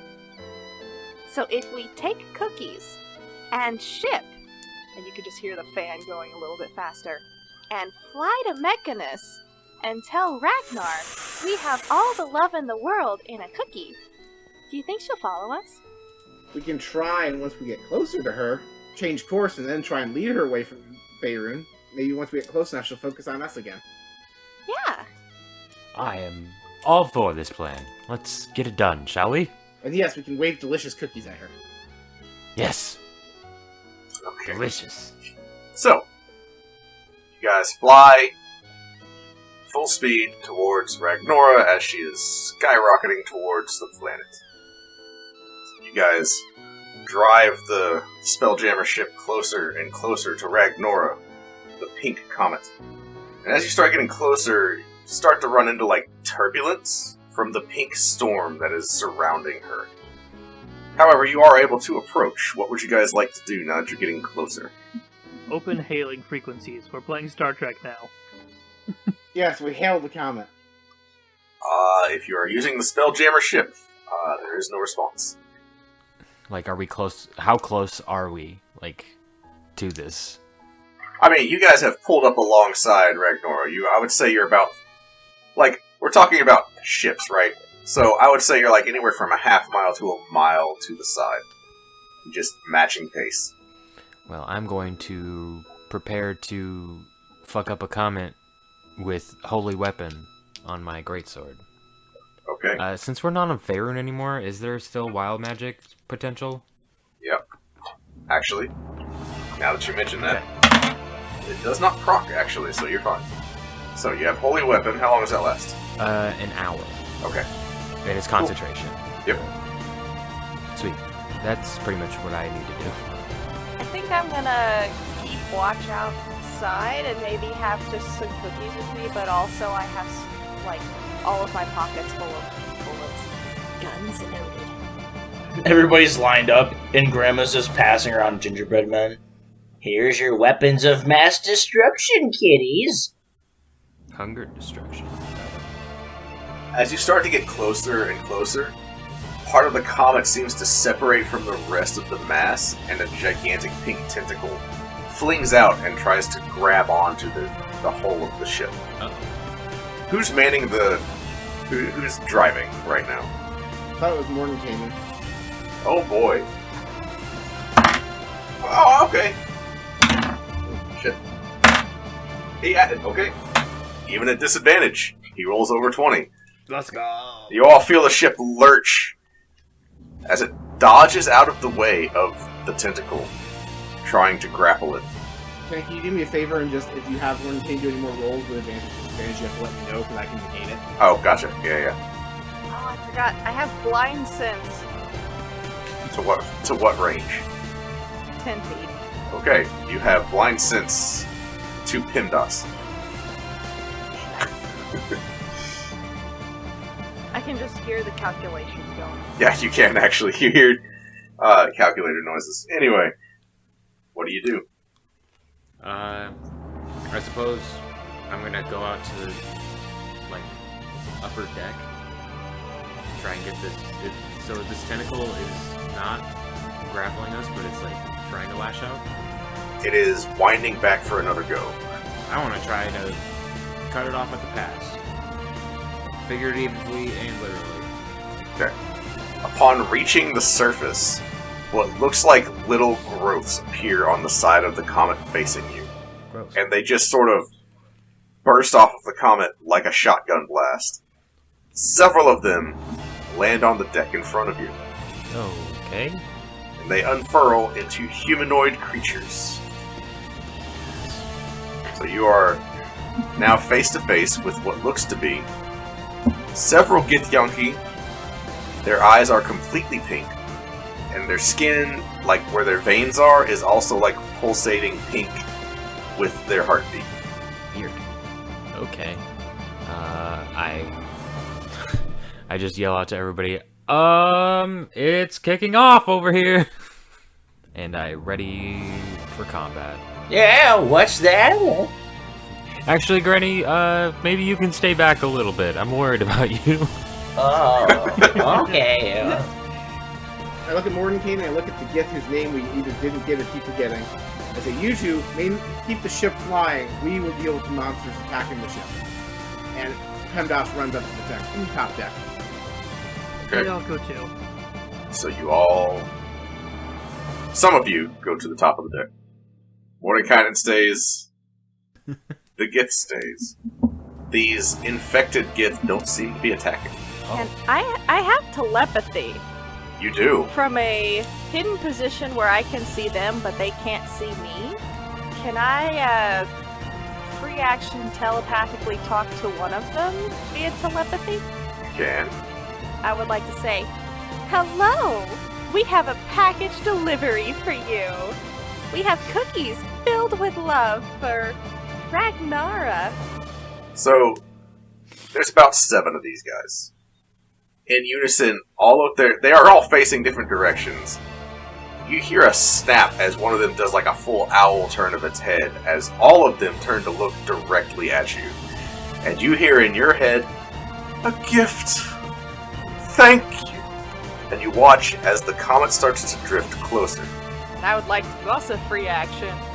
Telepathically tell all the people on my side, we got her! She's following us now! And I'm gonna turn back to the other guys and be like, follow us! We're going to someplace extra special to deliver your gift! I can't.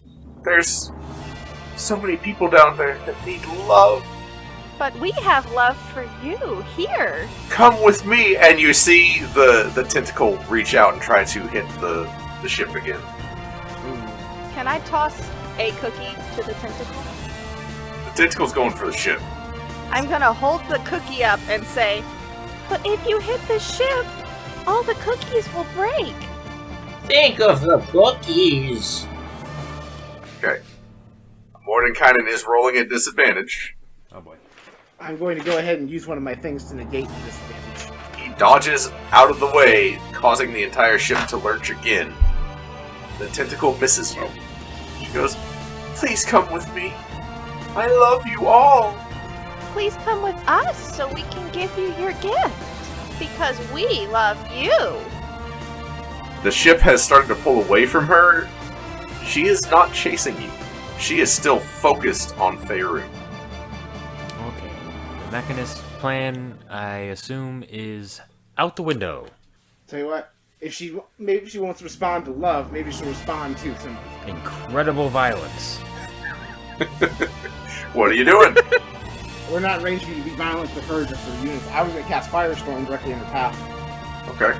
10-10-foot cubes just form a wall in front of her as she's passing through it, and she has to make a dexterity saving throw, and 7d10 fire damage if she fails. My spell save DC is 20. She fails. Alright, let's see if I can get that damage roll. Damn. That's 7d10. 37 fire damage. Okay. So she takes 37 fire damage. Nice. She's still barreling forward. Any of those ones? Let me double check here. I have a 1 in there, I get to reroll it. Okay. So she takes 5 more damage. So 42 total. Oh, she's dead now. So you see some burns across the surface of the comet as she just plows through this wall of fire. Well, there's gotta be some way we can stop her. The 7 or so Githyanki that are on the deck of the ship are now moving towards PIMDAS. They don't seem to be moving aggressively. They are just closing the distance. I would like to yell out, Ragnar, don't buy it. It's a trap. Follow us to safety. No response. These guys have the same pink eye thing, right? Yeah, but the eyes are all the way pink instead of, like, having tints in their eyes. Okay. You know, slapping this guy works. We could just do it to all of them. That is true. Can I roll an Arcana check on Pink Eye? Sure. That is 19 plus 7, so 26. Nice. You haven't seen this before. Like, you, in any of your research or anything like that, you haven't seen something like this, so you don't really have any frame of reference. But you rolled high enough, and you've seen, like, what happened with the other guy. You get the sense that, for whatever reason, this seems to be her method of control. You're not sure how it functions. But the guy did harm himself and the pink guy went away. I want to go to whichever one's closest to me, I suppose, and just unarmed strike it, them, they, Okay. him. Roll an attack. That is plus... Wow, my unarmed strike is plus 13, that's crazy. That's a 26. Yeah, that hits. 8 damage. Just Okay. flat. So you clock this guy across the face. Snap out of it, come on. He looks back at you, and for a moment there's like this hazy recognition that something's off. But then he reaches out his hand. Uh-oh. He is making a spell.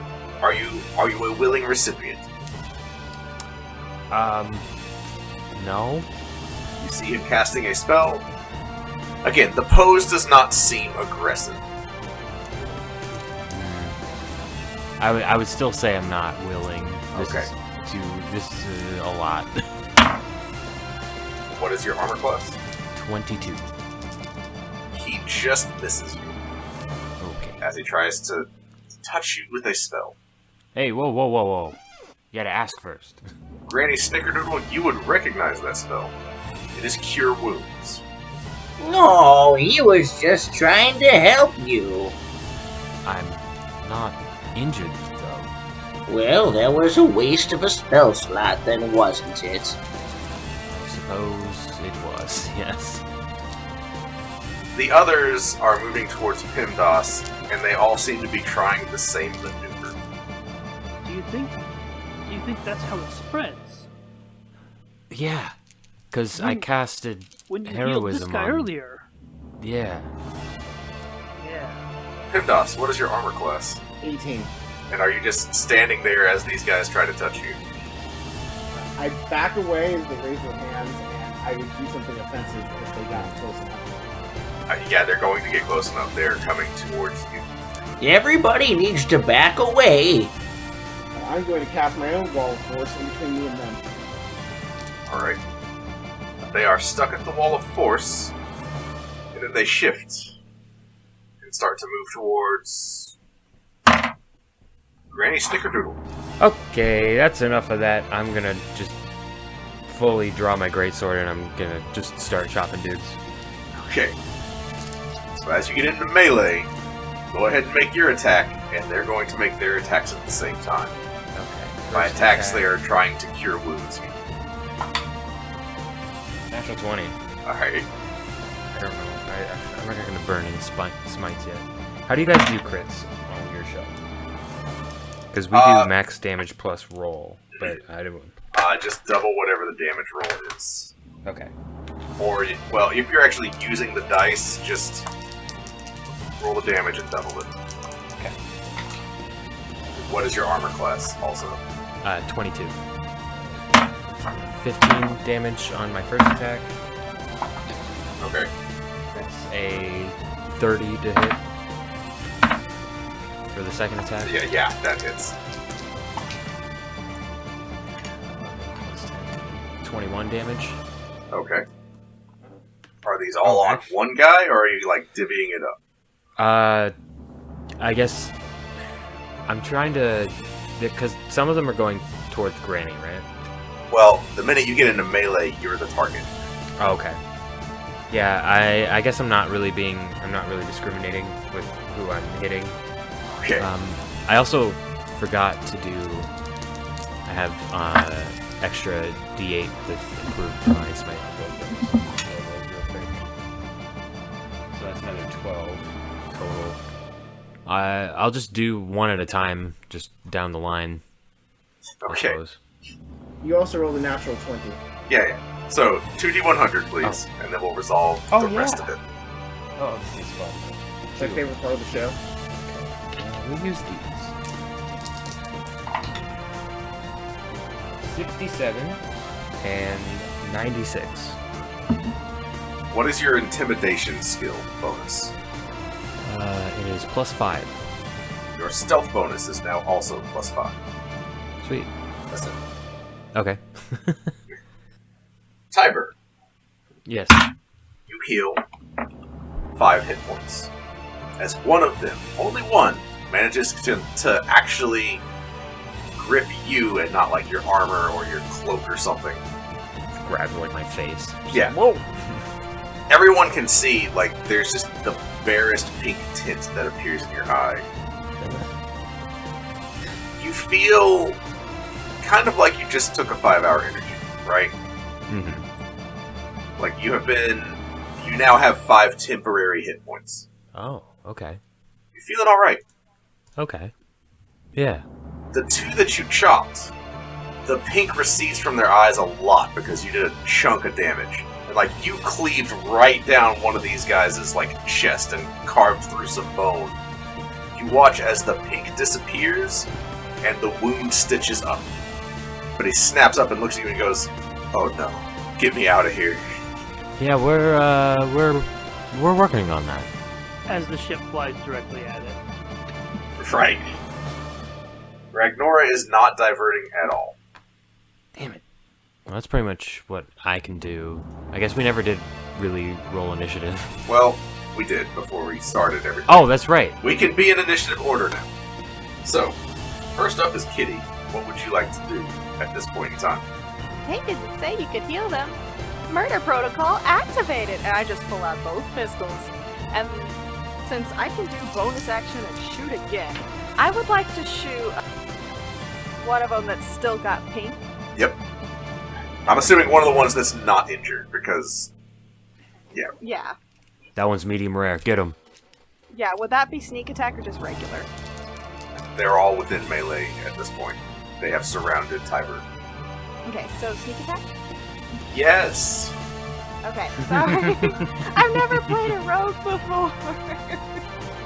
Okay, so let's see. Get him. Yeah, I'm gonna shoot one of them. 25 hit? Yeah, that is. Okay, that's 35 damage plus 7. 42 sneak attack, or 42 total damage.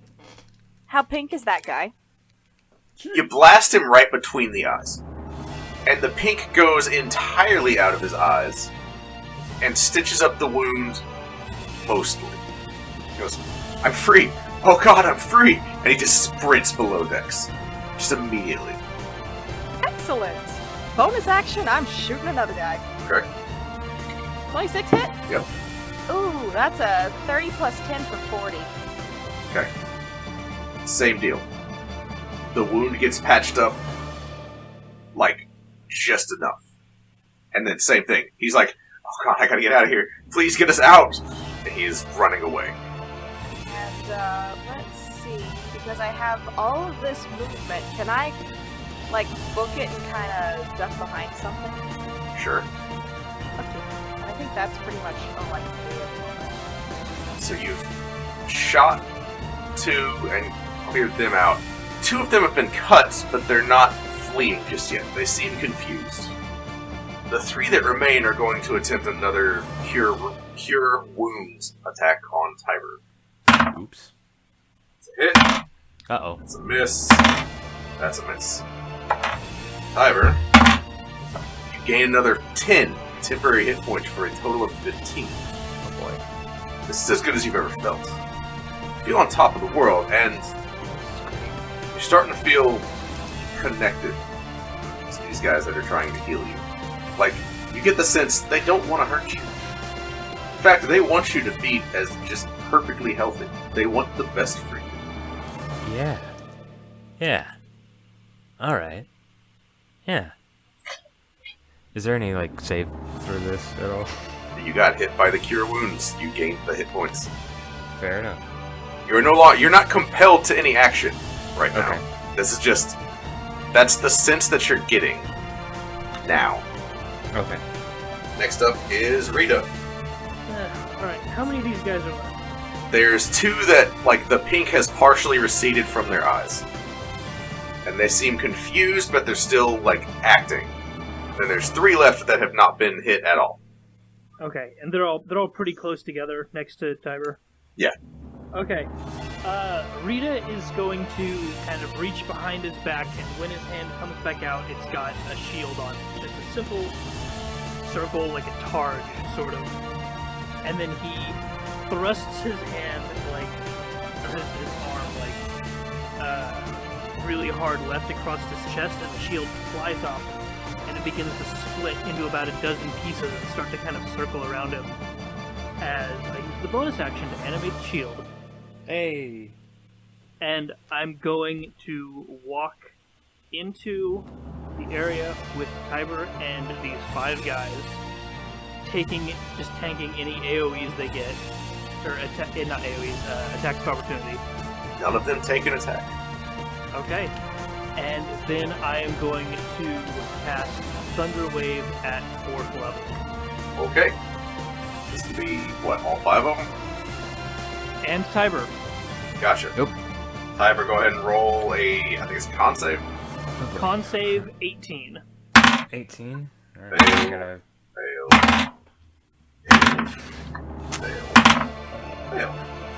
They'll go flying off into space. Oh boy. I got a... What's a... 15, 20... You're good. Yeah. Yeah. So what's the damage? Damage is 25, halved for Tiber, since he succeeded. Okay. And they're all pushed 10 feet. Yes. Except Alright, for so Tiber. Tiber, you had 15? 15 hit points. That is now down by 12, so that's just 3. Okay. So that start of a connection that you felt goes away as you watch as the wound that is dealt by Rita heals. But your connection dims as it heals. Okay. The 2 guys that you had cut before, the pink goes away entirely. They sprint below decks. Good. The others, the last 3, now they look confused. The pink is partially receded. They don't understand where they are, and they seem like they're responding to some kind of internal stimulus. If that makes sense. Okay. Himdas, you are up. So, Granny Snickerdoodle, did you bring your cookies up here? Oh, of course, dearie. I always have a stock of extra delights. I'm going to cast Animate Objects on 10 of the cookies. And I'm going to have the 10 cookies swarm. How many of these guys are there? There's 3. There are 3 left that are acting the odd way. So I'm going to have 3 cookies on 2 of them, and then the remaining 4 cookies are going to go on the 3rd one.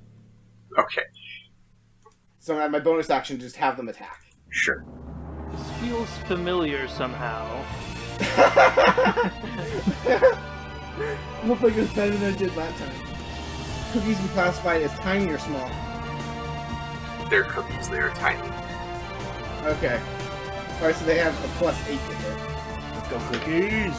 So the first one rolled a dirty 20. Okay. You're looking to beat a 16 right now. Okay. Then the next one rolled a 19, so that one hits. 3rd one hits. 4th one hits. 5th one misses. 6th one misses.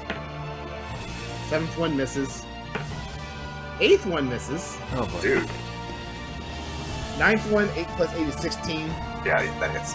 Just That hits. hits. Yeah. And then the 10th one hits. So half of them hit. Okay. basically. Were there any crits in there at all? No. Okay. Were there any nat ones in there? No. Okay. Alright, so just roll aggregate damage for... There's damage dice on here. Well- 1d4 plus 4. So, So 5d4 plus 20. Alright, that's 15 plus 20, 35 damage. 35. There's 3 of these guys left, so that's... Yeah. Alright, they just took 25 damage from Thunderwave, right? Yeah, 25. Okay. So 35 damage. Alright, for the sake of expediency, they are all snapping out of it and running frantically across the deck. Oh, good job, Again, kiddos. they are hysterical, remember. It is just like the guy was when you first found him. Oh, should we be like trying to keep them from getting to the ship control? You do you, man. But the tentacle is grabbing again for the ship. Mordenkainen, So he has a disadvantage still. yes, I'm going to go ahead and negate his disadvantage. still rolls a 2. The ship is grappled. And the moment she has the ship grappled, she casts a spell. Is there anything anybody wants to do? I wish I had counterspell. I have counterspell. You're counterspelling? Let me make sure I understand how the counterspell works. It's my first time ever counterspelling something. Counterspell's pretty good. Yeah. Yep. I was making sure, like, okay, so it's an ability check. Alright, yeah, I'll use counterspell. Okay. It is... What level are you using counterspell at? I'll just use it at 3rd level. Okay. So roll a charisma check. So 18 plus 6, 24. Okay. That is enough. Her spell fizzles, but you guys are now rocketing even faster towards Faerun. And she is pulling the ship against the comet. This is very Sonic Adventure 2 all of a sudden. I knew this was set on Mobius. I'm just envisioning, like, Final Fantasy X when they're fighting Sin from on top of the airship. That's kind of what I've been feeling this whole time. So, if the ship portals while she's grappling it, do we take her with us? Would you like to try? I'm gonna telepathically inform Mordecai.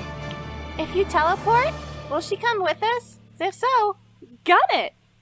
Your timing is good because Mordenkainen is up next. Nice. So he punches it and tries to portal out.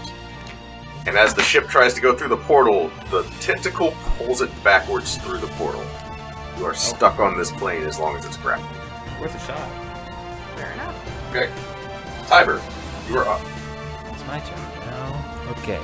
What's the situation? We took care of all the gith. We're being grappled. And you're being pulled up next to the comet. Like the ship is now in contact with her. Okay. So I could get up to her and attack? You could. Okay. I do that. Alright. Oh, which, by the way, Yes. as it was her turn a moment ago, the burns that she sustained seem to have mostly healed. Oh boy. One of those. Was that... It was fire damage? Yes. Okay. Well, I guess we don't have any other thing to base off to know if she's resistant or not. Okay, I'm gonna just take an attack, see where we get. I'm rolling crazy today. This is a 19 plus 16 for a lot. 35? Yeah, that's... yeah. Okay, I'm going to 5th level Divine Smite. Use my other 5th level spell slot for that. Okay. So this is going to be 2d6 plus 5th level is 6d8. Press my improved Divine Smite. And then I need, I think, 2 more because of Holy Weapon. I literally don't have enough d8s for this. This is great. Alright, give me the d6 damage and then do the d8 damage. Okay. D6 that's two ones, so Yikes. 12. Okay, yeah. 5th level Divine Smite is 68. 7 for improved Divine Smite, and then 2 for Holy Weapon, so 98. Is 31 radiant damage. 31 total? Yes. The radiant energy skitters across the surface of this comet and does no damage. Bummer. Big old bummer, gang. Wow. Okay. Fun is the word I meant to say. Okay. I am gonna just take a second attack. No smites. Now I'm rolling bad. I'm all flustered. 24.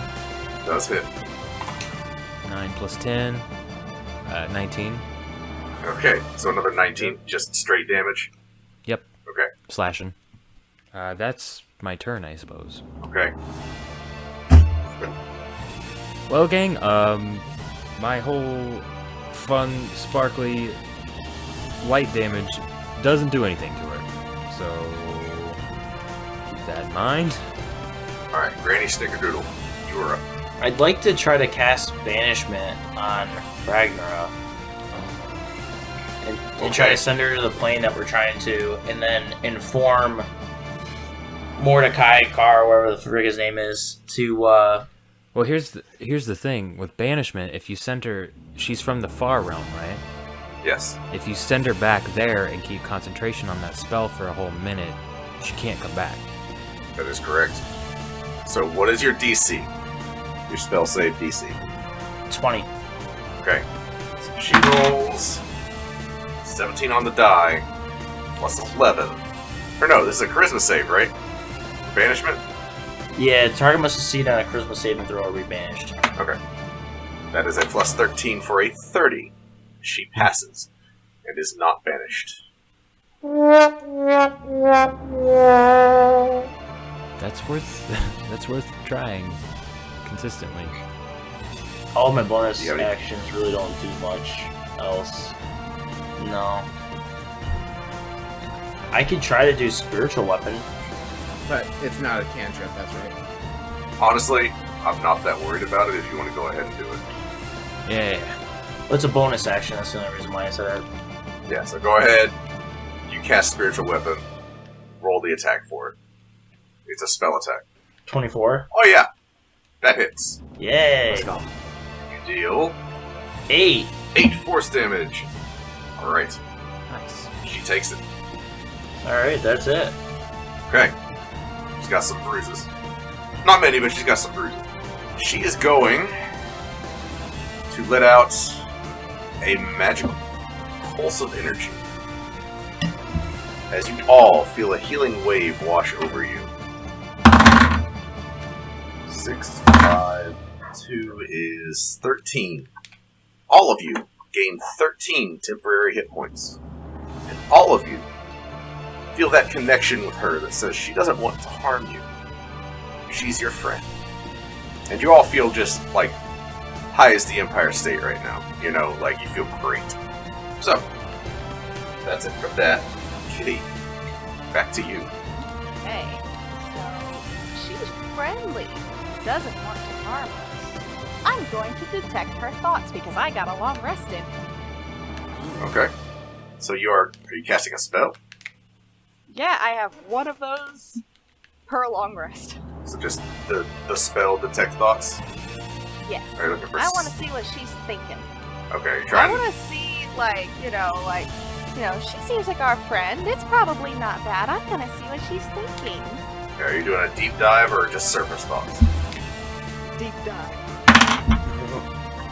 What is your spell save DC? I have no idea. Do I have one? Probably either 19 or 20.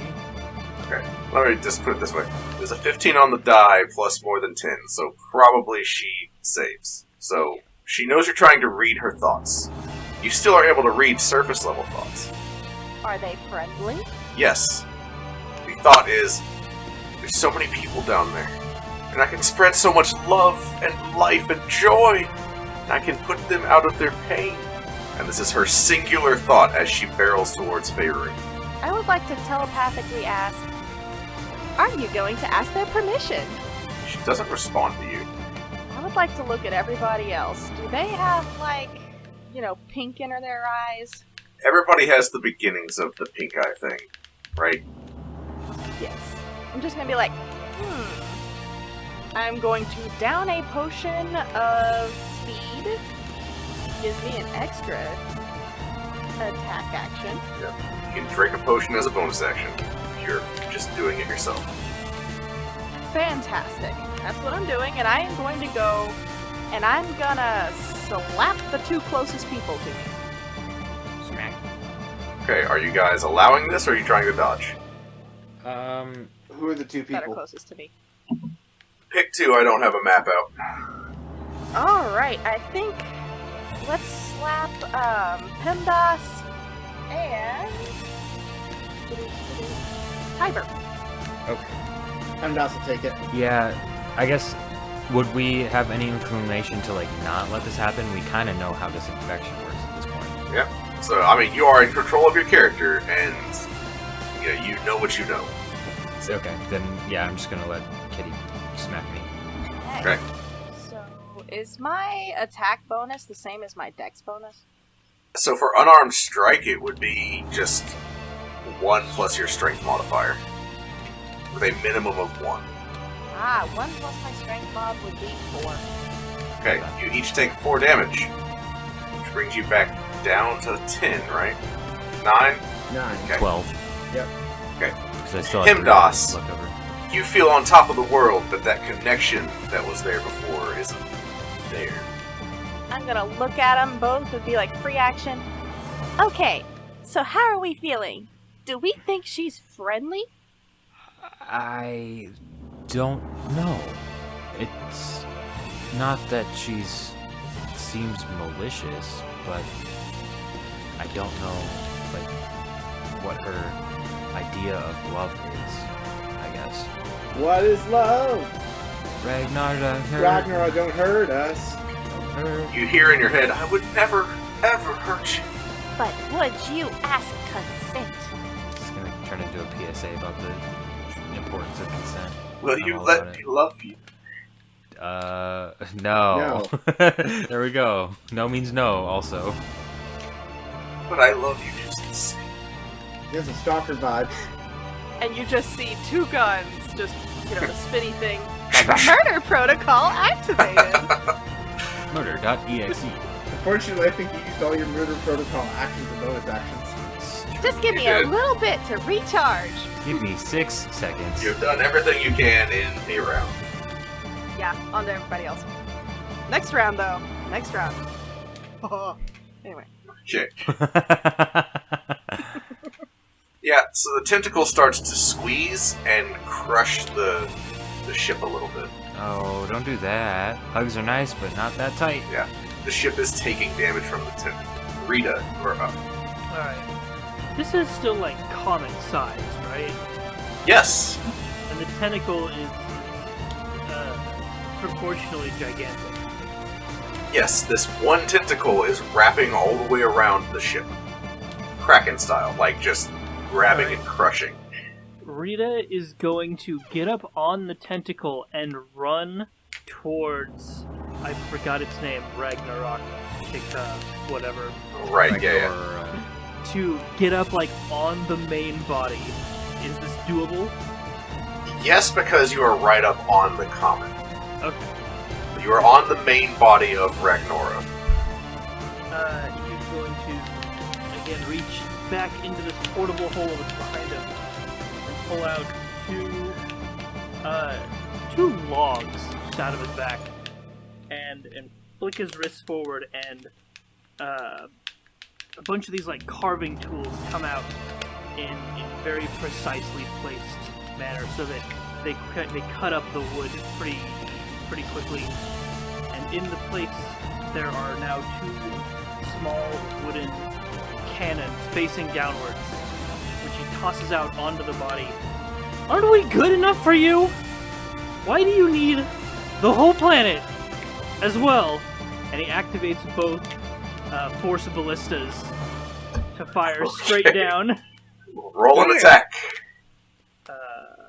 Here it is. Okay. 2 force ballistas, an 18 and a 17. So obviously they both hit, but you didn't roll high enough to beat her armor class, which is the difficulty of piercing a comet's surface. That's fair. Those were also both fairly low rolls. Yeah. Okay. PIMDOS, you are up. Alright, so my cookies go after the tentacle. I'm guessing 7, 5, and 8 plus Nope. 8 aren't going to do it. Does 19 and 23 hit? 23 hits. Alright, so that one will give damage, and then we just roll for deep. I can't command it a little more than like the thing, so. Oh, I see. Alright, so I have 2 natural ones. So Yep. some wild magic triggers. But only the 23 hits, only 1 cookie hits. So that's going to do a d4 plus 4 damage. So 3, so 7 damage from that cookie. She takes it. And then let's see what my wild magic rolls are before I use my actual action. 2 and 76 for the first one. 2 and 76 for the first one. Alright. Pick one. They are both interesting. I'm curious what a 2 does. All of your wild magic surges now are rolled on the original table in the player's hand, including this next one. Alright, so then 27 and 41.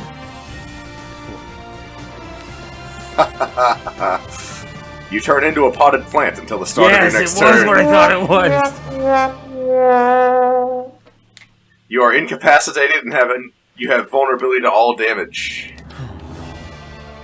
So, I'm sorry, that's your turn. Iconic. Yep. Wild magic, man. Sometimes it helps, sometimes it hurts. Okay. You all watch as Ragnora regenerates, first of all. She is still injured. But she's regenerating, and the wounds that you're inflicting are starting to heal.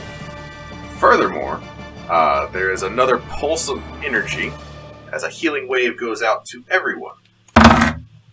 8, 10, 4, so that's 22 points to all of you. 22? 22 more hit points. Including me as a I'm paladin. at 34 now. Yes, these are all temporary hit points, alright? So keep track of this separately from your hit point total. So that was 22, and then last time was 14. I don't remember. I'm at 12 now. I'm at 31. Well, I was at 12, and now I'm at 34. Gotcha. Ragnora is going to use a legendary action. She begins casting a spell. I'm a plant, I can't cast counterspell. Correct. Dang. Does anybody else have a response to her casting a spell? I don't know if I have any spells with reactions. Let me see if I have something that says I have a reaction. Smack. And my only thing is opportunity attack. I got shield, so maybe, depending on what it does. I can dodge out of the way of area attacks. You feel the ship and Ragnora lurch forward as the spell that she has cast has sped her up considerably. Oh no. Oh no. Tiber, you're up. Okay. I guess, let's see. I could give it a shot to banish, or I could do something else crazy. Okay, yeah, I'm going to attempt to cast banishment as well. It's a 4th level, DC 19. Roll a 19 on the die. Okay, well, easy come, easy go. Alright, Granny Snickerdoodle. I'm gonna cast Legend Lore, and we want to know more about Ragnora and how to defeat her. Okay. This divine knowledge fills your mind. Ragnora is an elder evil and a primordial source of corrupting positive energy, predating most of the known universe. Although not the most physically threatening entity, her corrupting presence and ability to regenerate from any of her living scions or spawn make her a threat to the whole universe. She floods the universe with life, causing life to erupt with immortal, pink, pulsating energy.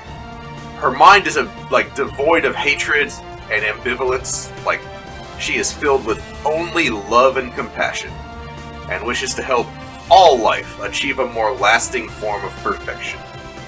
If she accidentally kills a creature, she will swiftly raise it so that then she can bestow it with her love and perfecting essence.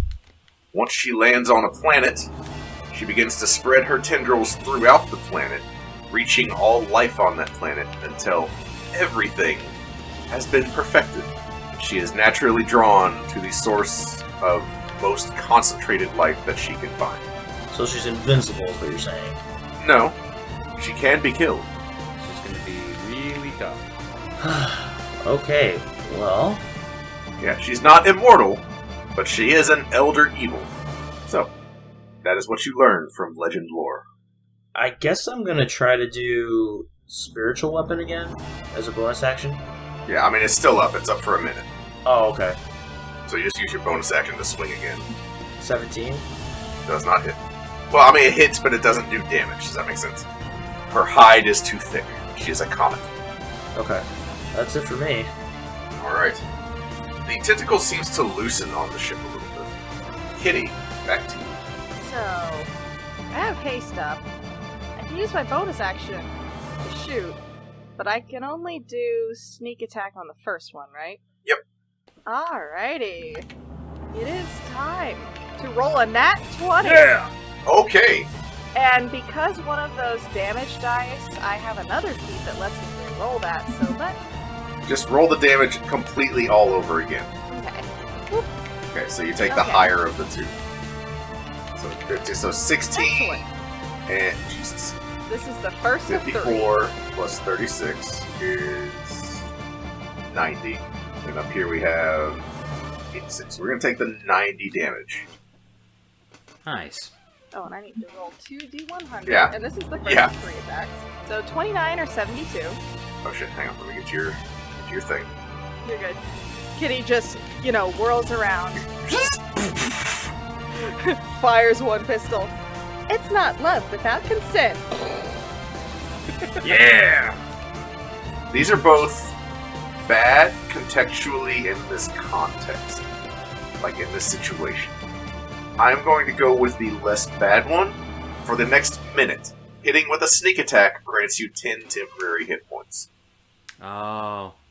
So you immediately gain 10 more temporary hit points. You feel the connection to Ragnora strengthen. You're starting to feel more reluctant about attacking her. You're not compelled to any change in behavior, though. So, go ahead and roll. Okay. Doing sharpshooter again because I can. Alright, so that's 17 minus 5, so it's 12. Am I reading that right? Yeah. Yeah, so 12 does not hit. Okay. So I'm going to drop sharpshooter for the next one because I really want to hit and smack it with a Yep. 29. You should have done sharpshooter. So another 12 damage. I really should have. Yeah. Well, I mean, that first one makes up for it with a 9. Yeah, so now we're cooking with gasoline. Yeah. You guys just watch as, this bullet tears into Ragnora as you deal 102 damage in a turn. And that's what I missed once. Yeah. Okay. Rita, you're up. Okay. God damn. That was a solid hit. I gotta keep up. Can I assume that the more temp HP we get, the more, love that we feel? That seems like a safe bet. Okay. Actually, no, at the end of that, she's going to use a legendary action.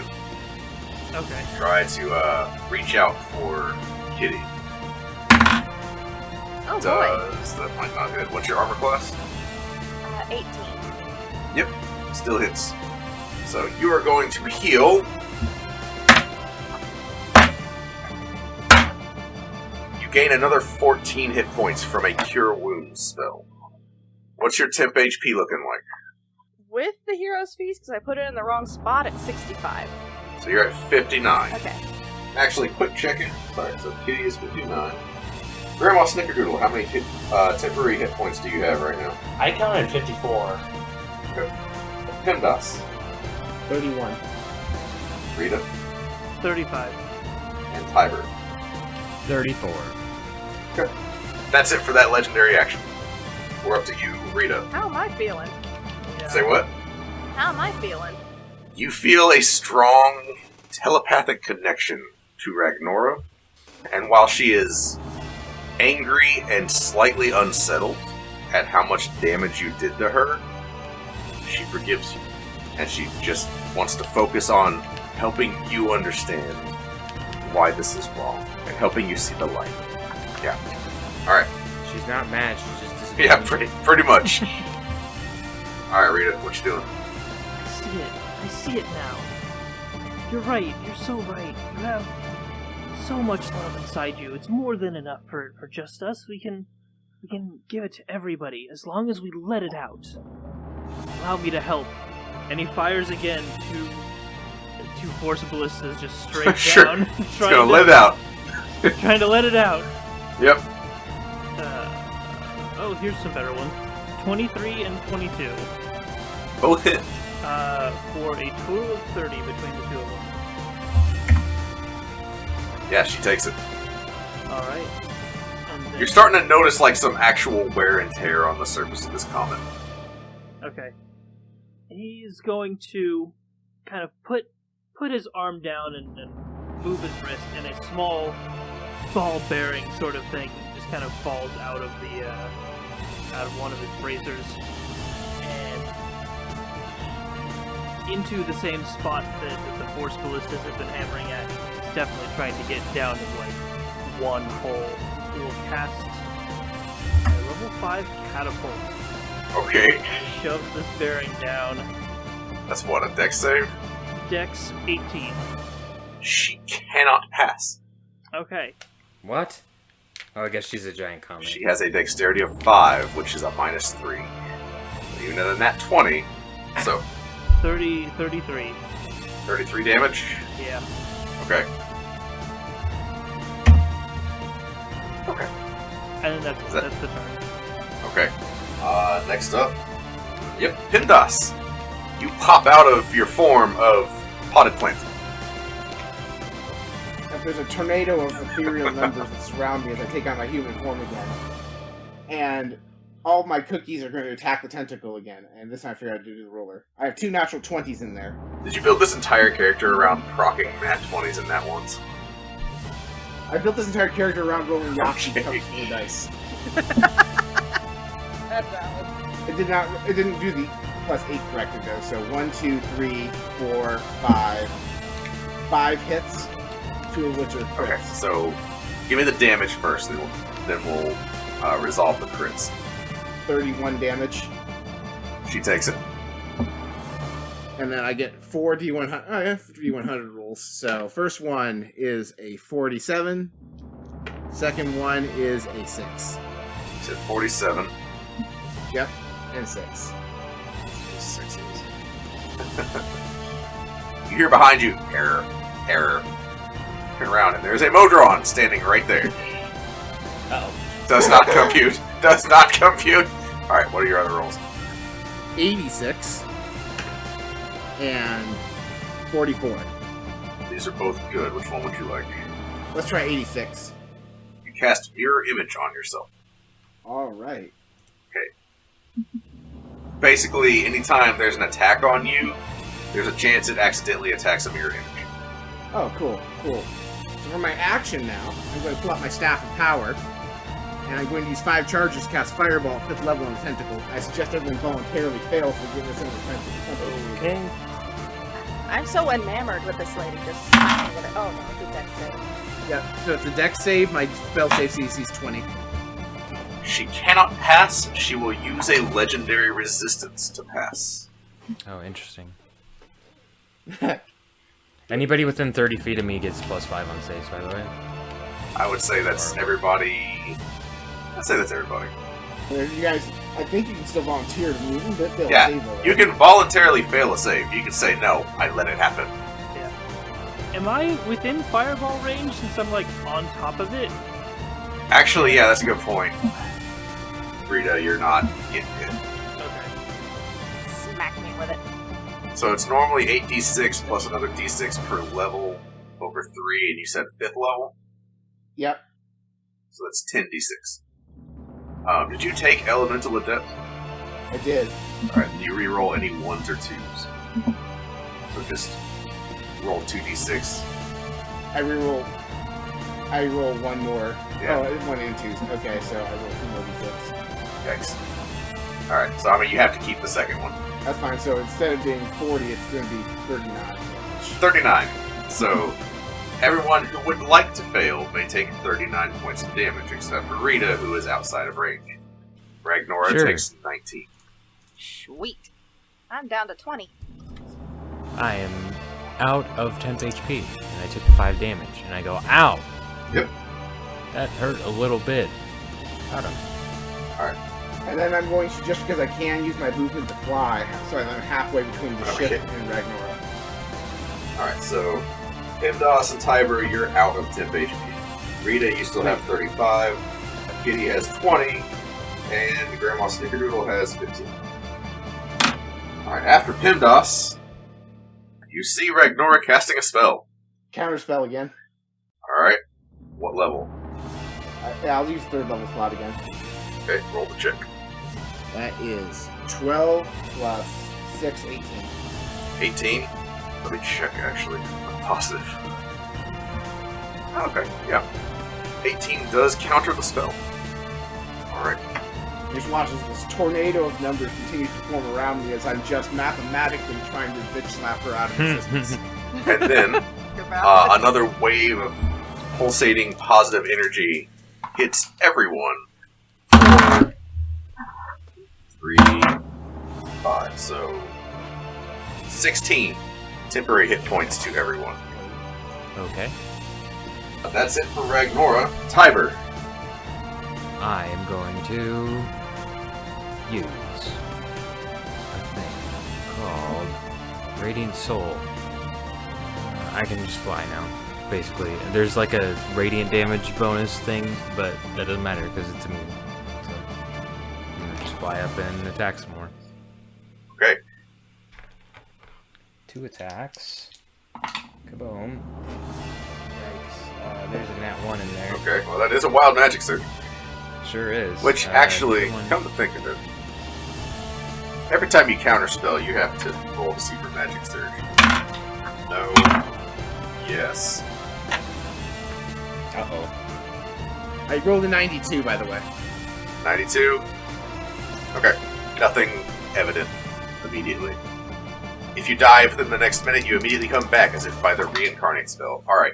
Anyway, Oh, shit. back to Marty. Alright, my first wild magic was 94, the other is 15. 94 and 15. Oh boy. So these are both silly bad. Silly bad.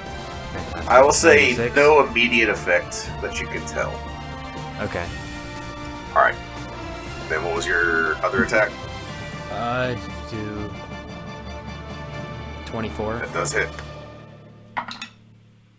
15 damage. Okay. She takes it. That is it for me. Okay. And Granny Snickerdoodle. I'm gonna cast Bless on everybody at third level, so it affects everybody that's in the fight. Okay.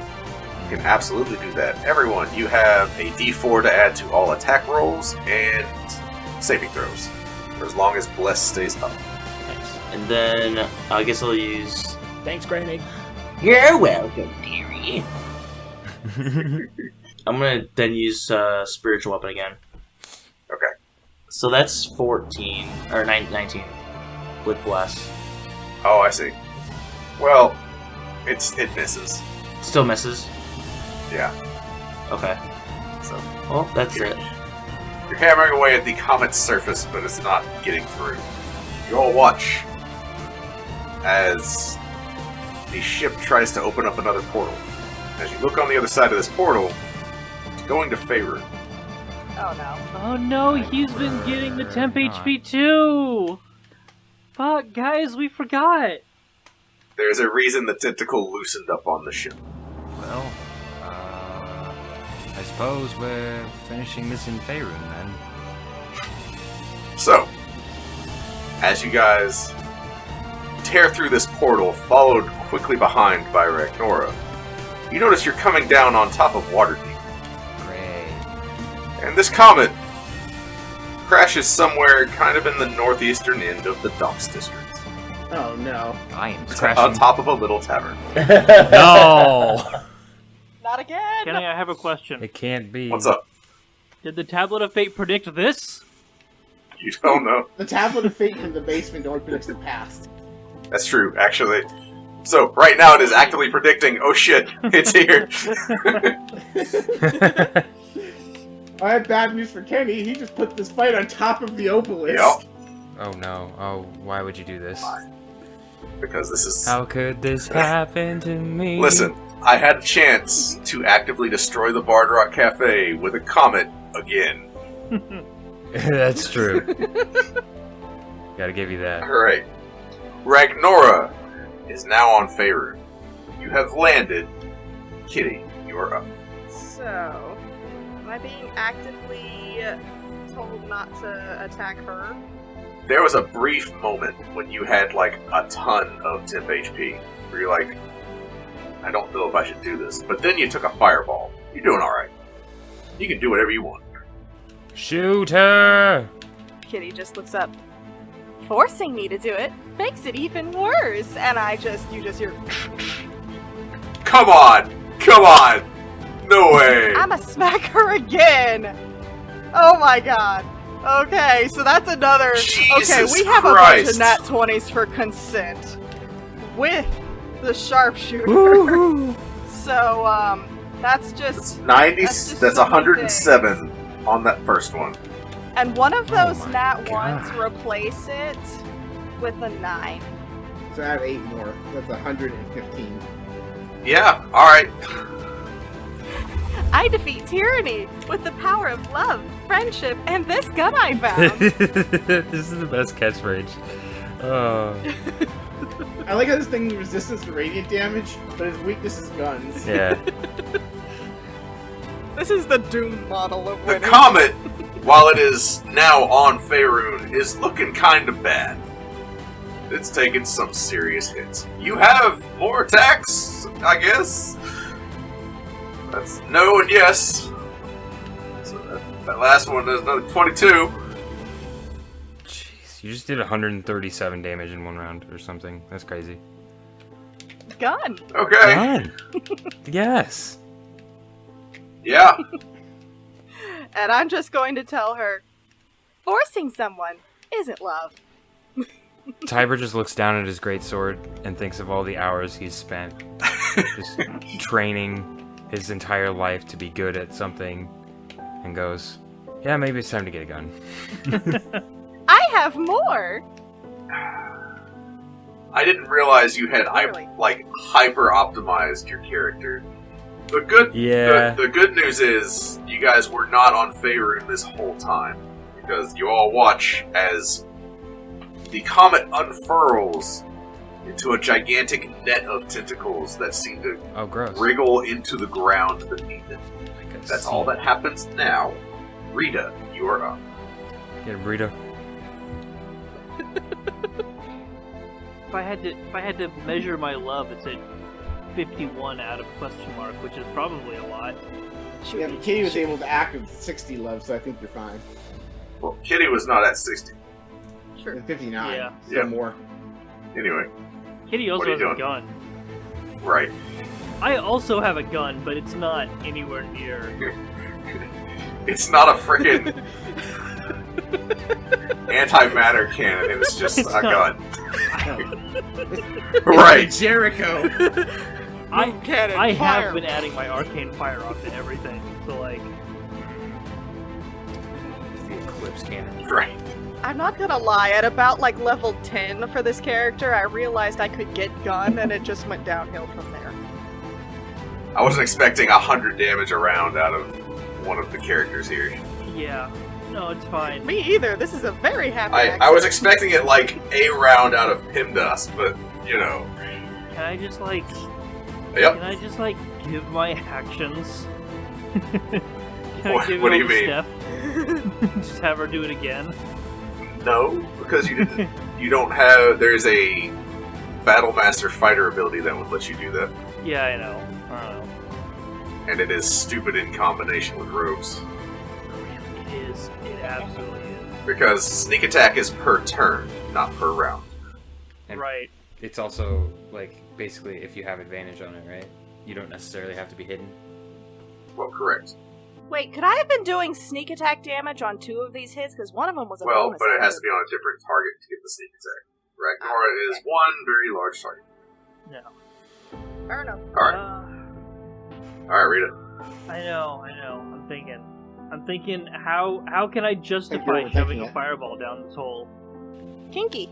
Like this. I cast Fireball. Something love, something burning passion, fireball, level 4. Cool. We know her weakness is deck saves. Oh my god. What happened? 26 damage on 96. Wait, hold on. I have to add my firearm to that, I forgot. That at least maxed. So 34 damage. Okay. So she fails her deck save, but will spend a legendary resistance to pass.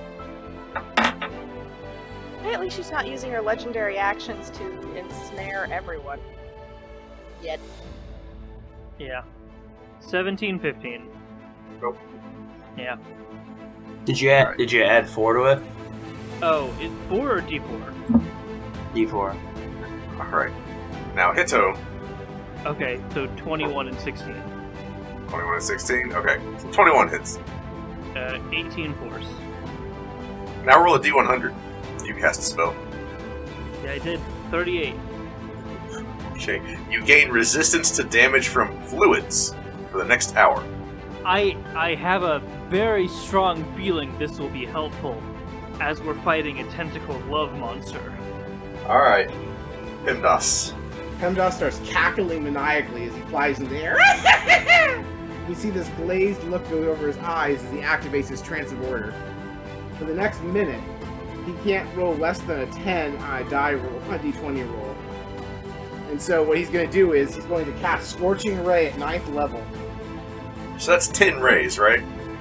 You know, 10 rays, so I'm just going to go ahead and click this 10 times and see how it goes. So that first one's probably going to hit. Well, okay. You have plus 14, you can't roll below a 10. They all of them will hit. I can't roll below 10. So just, Yep. yeah, just crit fish, yeah. Alright, so let's just go crit fishing. One crit, 2 crits, and 1 more roll. So, 2 crits, so that's 18, 20 d6. 22 d6. So that's 65, but I get to re-roll 4 ones. Is it the ones and 2s or just the ones? Oh, the ones and the 2s. my. Oh, you're right. 1, 2, 3, 4, 5, 6, 7, 8, 9, 10. Also, I'm gonna use my meta magic to re-roll them 3s. Goodness. So I'm gonna That's roll greedy. 1, 2, 3, 13 more. So the new number is 45. So minus 1, 2, 4, 6, 10, minus 19. So 40. So 65 plus 45 minus 19. Okay. So she's gonna go ahead and take 91 Alright. damage. And then because I meta magic that, she's gonna take 10 Alright, more so fire hold up. damage. We're just competing for most damage at this point. Yep. I'm down. 12 Yep. more fire damage. Now you have 3 wild magic rolls to make. 1 at neutral and 2 at advantage. Alright, the neutral one, I got 44 again. Okay. For the next minute, you can teleport up to 20 feet as a bonus action. Nice. Oh, I love that Awesome. one. Nice. Alright, so now the 2 advantage ones.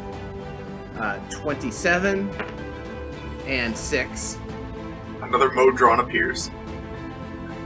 Error, error, error. There's 2 of them just in the back going error, error, error, error, error. Error. Alright.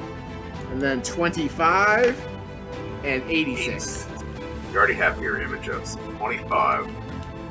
A third eye opens on your forehead. You now have advantage on wisdom checks, or perception checks, that rely on sight for the next minute. Alright. That was my bonus action to activate my ability, and that was my action, and all my cookies are dead from my No, fireball. not the cookies. Okay. You have, in a massive blast of flame, turned Ragnora into dust. Yes. Nice. You all Power of math! You all feel the influence fade as blast after blast hits Ragnora.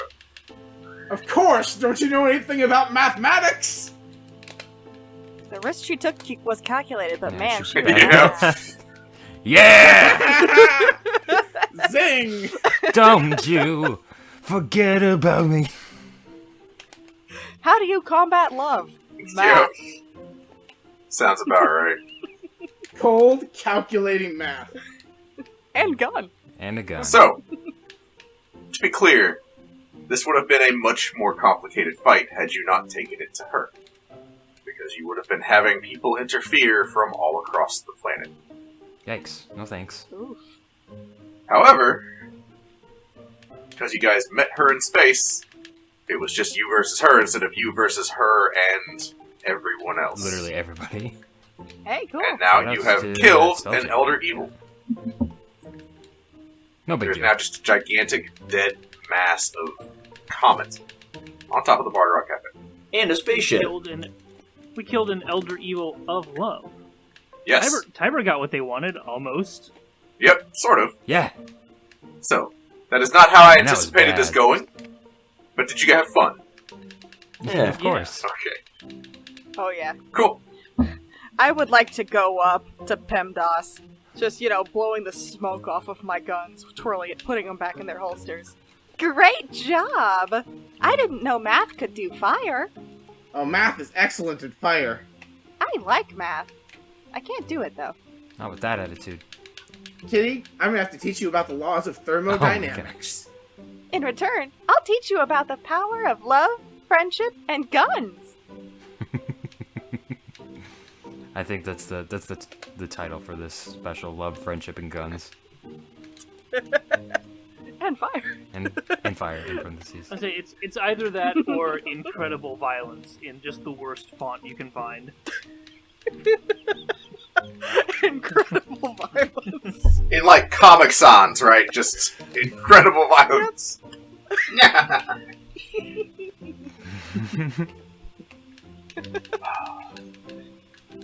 So, So, you all are able to report back.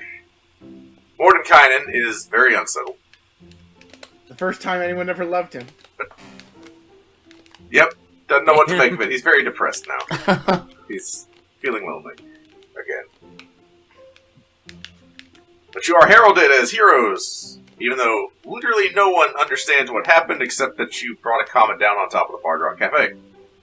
Only the few very powerful wizards that Mordenkainen talks with know what you've done today. We are definitely not heroes to one Brock song. Correct.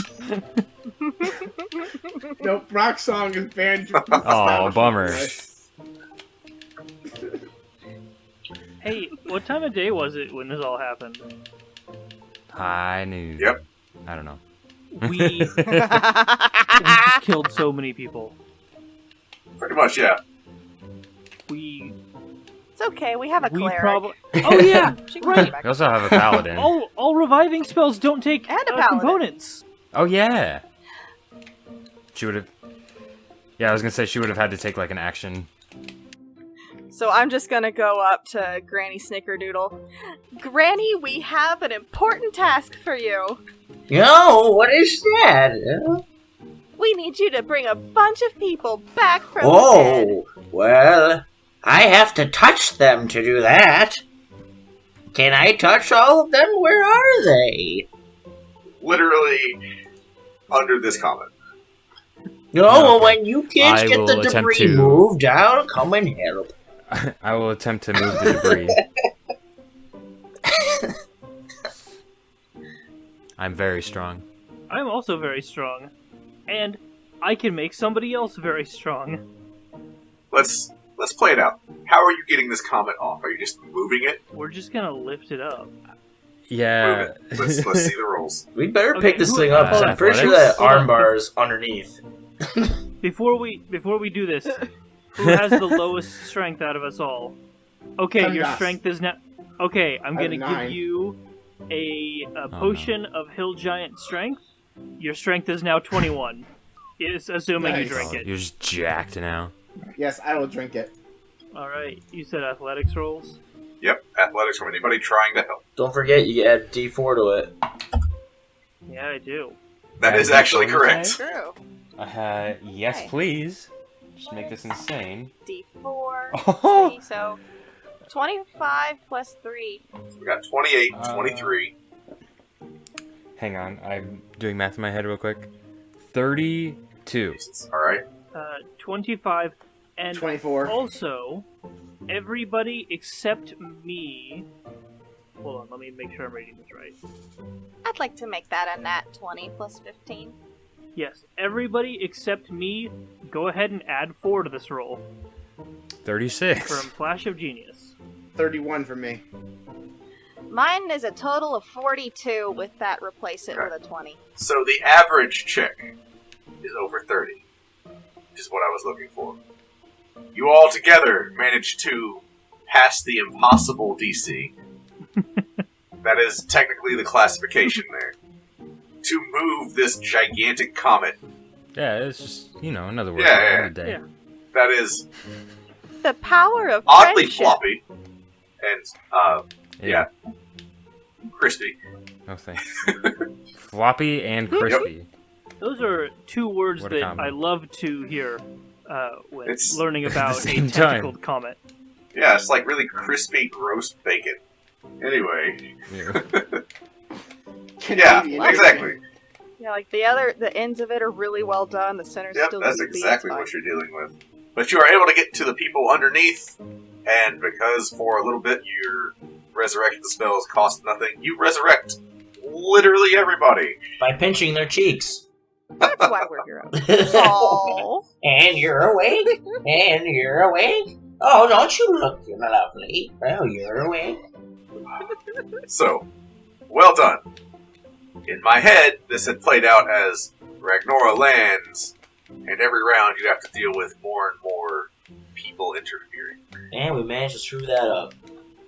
Yes, you did. Every time I plan anything Yeah. for y'all, it goes off the rails, and that's okay. I'm gonna say I would have really loved to see the reviving ability, because you said it revives them as if reincarnation were cast, right? Yes. Yeah, Yep. exactly. So like It they is come just a back as pot whole different shot. people. Yeah. It's just a crapshoot of what you're gonna get. Anyway, Nice. so let's wrap this up. Thank you guys so much for playing. I hope you enjoyed yourselves. Well done. I do want to shout out that this was pulled from a module called the Winds of Madness, which was gifted to the Bard Rock Cafe. This is the final boss of that module, and I adapted it for this one shot. Very fun. You can find Winds of Madness on DM's Guild. There's a lot more good stuff in there besides just this final boss. Anyway, thank you all for listening. Thank you all for playing. And, Thank you for having me. yeah. Well, you'll be back. Oh, Yeah. oh, I will. Yes, you will. Exciting. Yep. And until Marty comes back, just be sure to check out Wayfarer D&D. Wayfaring Live. Strangers on Spotify, wherever you get your podcasts. At Wayfarer D&D Pod on Twitter. We pretty much only use Twitter, so that's it. Yeah. Thank you guys again for having me. This has been a blast. Hey, we appreciate you coming on, man. blast having you. Alright, guys. Everybody have a good night, and we will see you next time. Bye-bye now. Bye. Bye. Farewell.